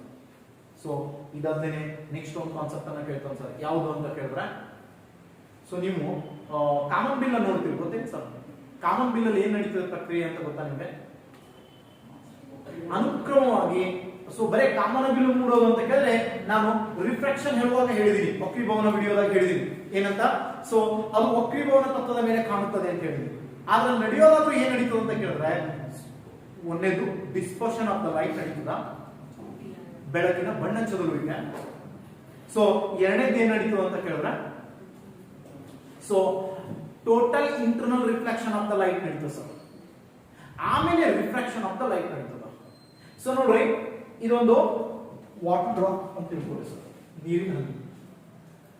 ಎಸ್ ಹೌದಾ, ನೀರಿನ ಹನಿ. ಸೊ ಈಗ ಬೆಳಕ, ಈಗ ಸೂರ್ಯ ಈ ಕಡೆ ಸರ್, ಈ ಕಡೆ ಅಂತ ತಿಳ್ಕೊ, ವೆಸ್ಟರ್ನ್ ಕಡೆ ಅದ ಸೂರ್ಯ, ಪಶ್ಚಿಮದ ಕಡೆ ಸೂರ್ಯ ಅದ, ಹೌದು ಸನ್. ಸೊ ಈ ಹನಿ ಮೇಲೆ ಏನಾಗ್ತದ? ಒಂದು ಕಿರಣ ಬಂದು ಬೀಳಾಗ್ತದೆ ಸರ್, ಒಂದು ಕಿರಣ. ಸೊ ಈ ಕಿರಣ ಬಿದ್ದ ತಕ್ಷಣ ಏನಾಗ್ತದ ಅಂದ್ರ, ಸೊ ಒಳಗಡೆ ಹೋಗಬೇಕಾದ ಬೆಳಕು ಏನ್ ಮಾಡ್ತದ? ಡಿಸ್ಪರ್ಷನ್ ಆಗ್ತದೆ ಸರ್. ಬೆಳಕಿನ ವರ್ಣ ವಿಭಜನೆ ಅಂತ ಕರೀತೀವಿ ಸರ್, ವರ್ಣ ವಿಭಜನೆ. ಆ ವರ್ಣ ವಿಭಜನೆ ಯಾಕಾಗ್ತದೆ ಅಂತ ಕೇಳಿದ್ರೆ, ಪ್ರತಿಯೊಂದು ಬೆಳಕಿನ ಕಣಗಳ ಏನದ ಸರ್, ಕಣಗಳ ತರಂಗಗಳಲ್ಲಿ ವ್ಯತ್ಯಾಸ ಇದೆ, ಅಥವಾ ಬೆಂಡಾಗುವಿಕೆ ಅಂತ ಕರಿತೀವಲ್ಲ ಸರ್, ವಕ್ರೀಭವನ. ಅರ್ಥ ಆಗತ್ತದೇನಿಲ್ಲ? ವಕ್ರೀಭವನಗಳು ಬಣ್ಣಗಳ ವಕ್ರೀಭವನ ಸಂಖ್ಯೆ ಅಥವಾ ತರಂಗ ದೂರಗಳು ಬೇರೆ ಬೇರೆ ಆಗಿವೆ. ಆ ತರಂಗ ದೂರ ಅಥವಾ ವಕ್ರೀಭವನ ಬೇರೆ ಬೇರೆ ಆಗಿರೋದ್ರಿಂದ ಸೊ ಏನಾಗ್ತವ 7 ಬಣ್ಣ ಆಗಿ ಸ್ಕ್ಯಾಟರ್ಡ್ ಆಗ್ತದೆ ಸರ್, ಚದುರ್ತದ ಅಥವಾ ಡಿಸ್ಪರ್ಷನ್ ಅಂತ ಕರಿತೀವಿ. ಡಿಸ್ಪರ್ಷನ್ ಆಫ್ ಲೈಟ್, ವರ್ಣ ವಿಭಜನೆ ಅಂತ ಕರಿತೀವಿ ಅದನ್ನು. ಸೊ 7 ಬಣ್ಣ ಆಗಿ ಹೊಡಿತದ ಸರ್ ಬಂದು ಬೆಳಕಲ್ಲಿ ಬಿತ್ತಂದ್ರ. ಯಾವಾಗ ಆ 7 ಬಣ್ಣ ಆಗಿ ಬಂದು ಹಿಂಗ್ ಹೊಡಿತದಲ್ಲ ಸರ್, ಈ 7 ಬಣ್ಣಗಳ ಹಿಂಗ್ ಹೋಗ್ಬೇಕಾದಾಗ ಏನಾಗ್ತದೆ ಅಂತ ಕೇಳಿದ್ರೆ ಹೋಗಿ ಹೊರಗೋಗ್ಬೇಕು. ಇದು ಡೆನ್ಸರ್ ಮೀಡಿಯಂ ತಾನೇ, ಇದು ನೀರು ರಿಯಲ್ ಮೀಡಿಯಂ ಬರ್ಬೇಕು ತಾನೇ ಈಗ ಅದು ಬೆಳಕು. ಸೊ ಡಿಸ್ಪರ್ಷನ್ ಆಗಿರ್ತಕ್ಕಂಥ ಈ ಬೆಳಕು ಡೆನ್ಸರ್ ಮೀಡಿಯಂ ನಿಂದ ರೇರ್ ಮೀಡಿಯಂ ಕಡೆ ಬರಬೇಕಾದಾಗ ಸೊ ಇಂಟರ್ನಲ್ ಬೆಂಡ್ ಆಗ್ತದೆ ಸರ್. ಅಲ್ಲಿ ಏನಾಗ್ತದ, ಸೊ ಟೋಟಲ್ ಇಂಟರ್ನಲ್ ರಿಫ್ಲೆಕ್ಷನ್ ಆಗ್ತದ, TIR ಟೋಟಲ್ ಇಂಟರ್ನಲ್ ರಿಫ್ಲೆಕ್ಷನ್, ಒಟ್ಟು ಆಂತರಿಕ ಪ್ರತಿಫಲನ ಆಗುತ್ತೆ. ಸೊ ಒಟ್ಟು TIR ತತ್ವದ ಮೇಲೆ ಏನಾಗ್ತದೆ ಸರ್ ಅದು, ಸೊ ಬೆಂಡ್ ಆಗ್ತದೆ. ಬೆಂಡ್ ಆಗಿದ್ದು ಇಷ್ಟು ಎತ್ತರದಲ್ಲಿ ಇರ್ತಲ್ಲ ಸರ್, ಹಿಂಗ ಬೆಂಡ್ ಆಗಿರ್ತದ, ಇಲ್ಲಿ ಮ್ಯಾಲ ಅಷ್ಟೇ ಕಾಣ್ತಿತ್ತು. ನೀವು ಈ ರೇಂಜ್ ಹೋಗಿ ನಿಂತು ನೋಡಿದ್ರೆ ಕಾಣ್ತಿತ್ತು, ಇರ್ಲಿಲ್ಲ ಅಂದ್ರೆ ಕಾಣ್ತಿರ್ಲಿಕ್ಕಿಲ್ಲ ಸರ್. ಆದ್ರೆ ನಾವು ಭೂಮಿ ಮೇಲೆ ನಿಂತರೂ ಕಾಣ್ತಲ್ಲ ಸರ್, ಯಾಕಂತ ಕೇಳ್ತಾನ ಸರ್. ಭೂಮಿ ಮೇಲೆ ನಿಂತರೂ ಯಾಕೆ ಕಾಣ್ತಾ ಅಂತ ಕೇಳಿದ್ರೆ ಇದೇನ್ ರಿಫ್ಲೆಕ್ಟ್ ಆಗಿ ಟೋಟಲ್ ಇಂಟರ್ನಲ್ ರಿಫ್ಲೆಕ್ಷನ್ ಆಗಿ ಬರ್ತಿರ್ತದ ಬೆಳಕು TIR ಆಗಿ ಆ ಬರ್ಬೇಕಾದಾಗ ಸೊ ಬೆಳಕು ಏನ್ ಮಾಡ್ತದ, ಇಲ್ಲಿ ಬಂದು ಸರ್, ಇಲ್ಲಿ ಬಂದ್ಬಾರ್ದು ಮತ್ತೊಮ್ಮೆ ಇಂಟರ್ನಲ್ ಬೆಂಡ್ ಆಗಲ್ಲ ಸರ್ ಒಳಗಡೆ, ಮತ್ತೊಮ್ಮೆ ಸೊ ಟೋಟಲ್ ಇಂಟರ್ನಲ್ ರಿಫ್ಲೆಕ್ಷನ್ ಆಗಲ್ಲ. ಅವಾಗ ಅದೇನಾಗ್ತದ, ಹೊರ ಬಂದ್ಬಿಡ್ತದೆ ಸರ್. ಇನ್ನೊಂದ್ಸಲ ಅದಕ್ಕೆ ಬೆಂಡ್ ಆಗಕ್ಕೆ ಅವಕಾಶ ಇಲ್ಲ, ಅಲ್ಲಿ ಅರ್ಥ ಆಗಕ್ಕೆ ಅನ್ಕೊಂಡು ನೀವು. ಇನ್ನೊಂದ್ಸಲ ಅದಕ್ಕೆ ಬೆಂಡ್ ಆಗಕ್ಕೆ ಅವಕಾಶ ಇತ್ತಂದ್ರೆ ಒಳಗೆ ಇಂಟರ್ನಲ್ ಬೆಂಡ್ ಆಗ್ತಿತ್ತು, ಇಲ್ಲ ಅಲ್ಲಿ ಅವಕಾಶ. ಅದಕ್ಕೆ ಏನಾಗ್ತದ, ಅದು ಹೊರಗಡೆ ಬರ್ಬೇಕಂತ ಸರ್. ಹೊರಗಡೆ ಬಂದಾಗ ಡೆನ್ಸರ್ ಮೀಡಿಯಂ ಇಂದ ರೇರ್ ಮೀಡಿಯಂ ಬಂದಾಗ ಬೆಳಕಿನ ವೇಗ ಏನಾಗ್ತದ, ಆಬ್ವಿಯಸ್ಲಿ ಹೆಚ್ಚಾಗಬೇಕಾ. ಹೆಚ್ಚಾಯ್ತಂದ್ರ ಈ ರೀತಿ ವಕ್ರೀಭವಿಸುತ್ತೆ ಸರ್. ಈ ರೀತಿ ಏನ್ ಮಾಡ್ತದ, ರಿಫ್ರಾಕ್ಷನ್ ಆಗ್ತದ ಅಥವಾ ವಕ್ರೀಭವಿಸುತ್ತದೆ.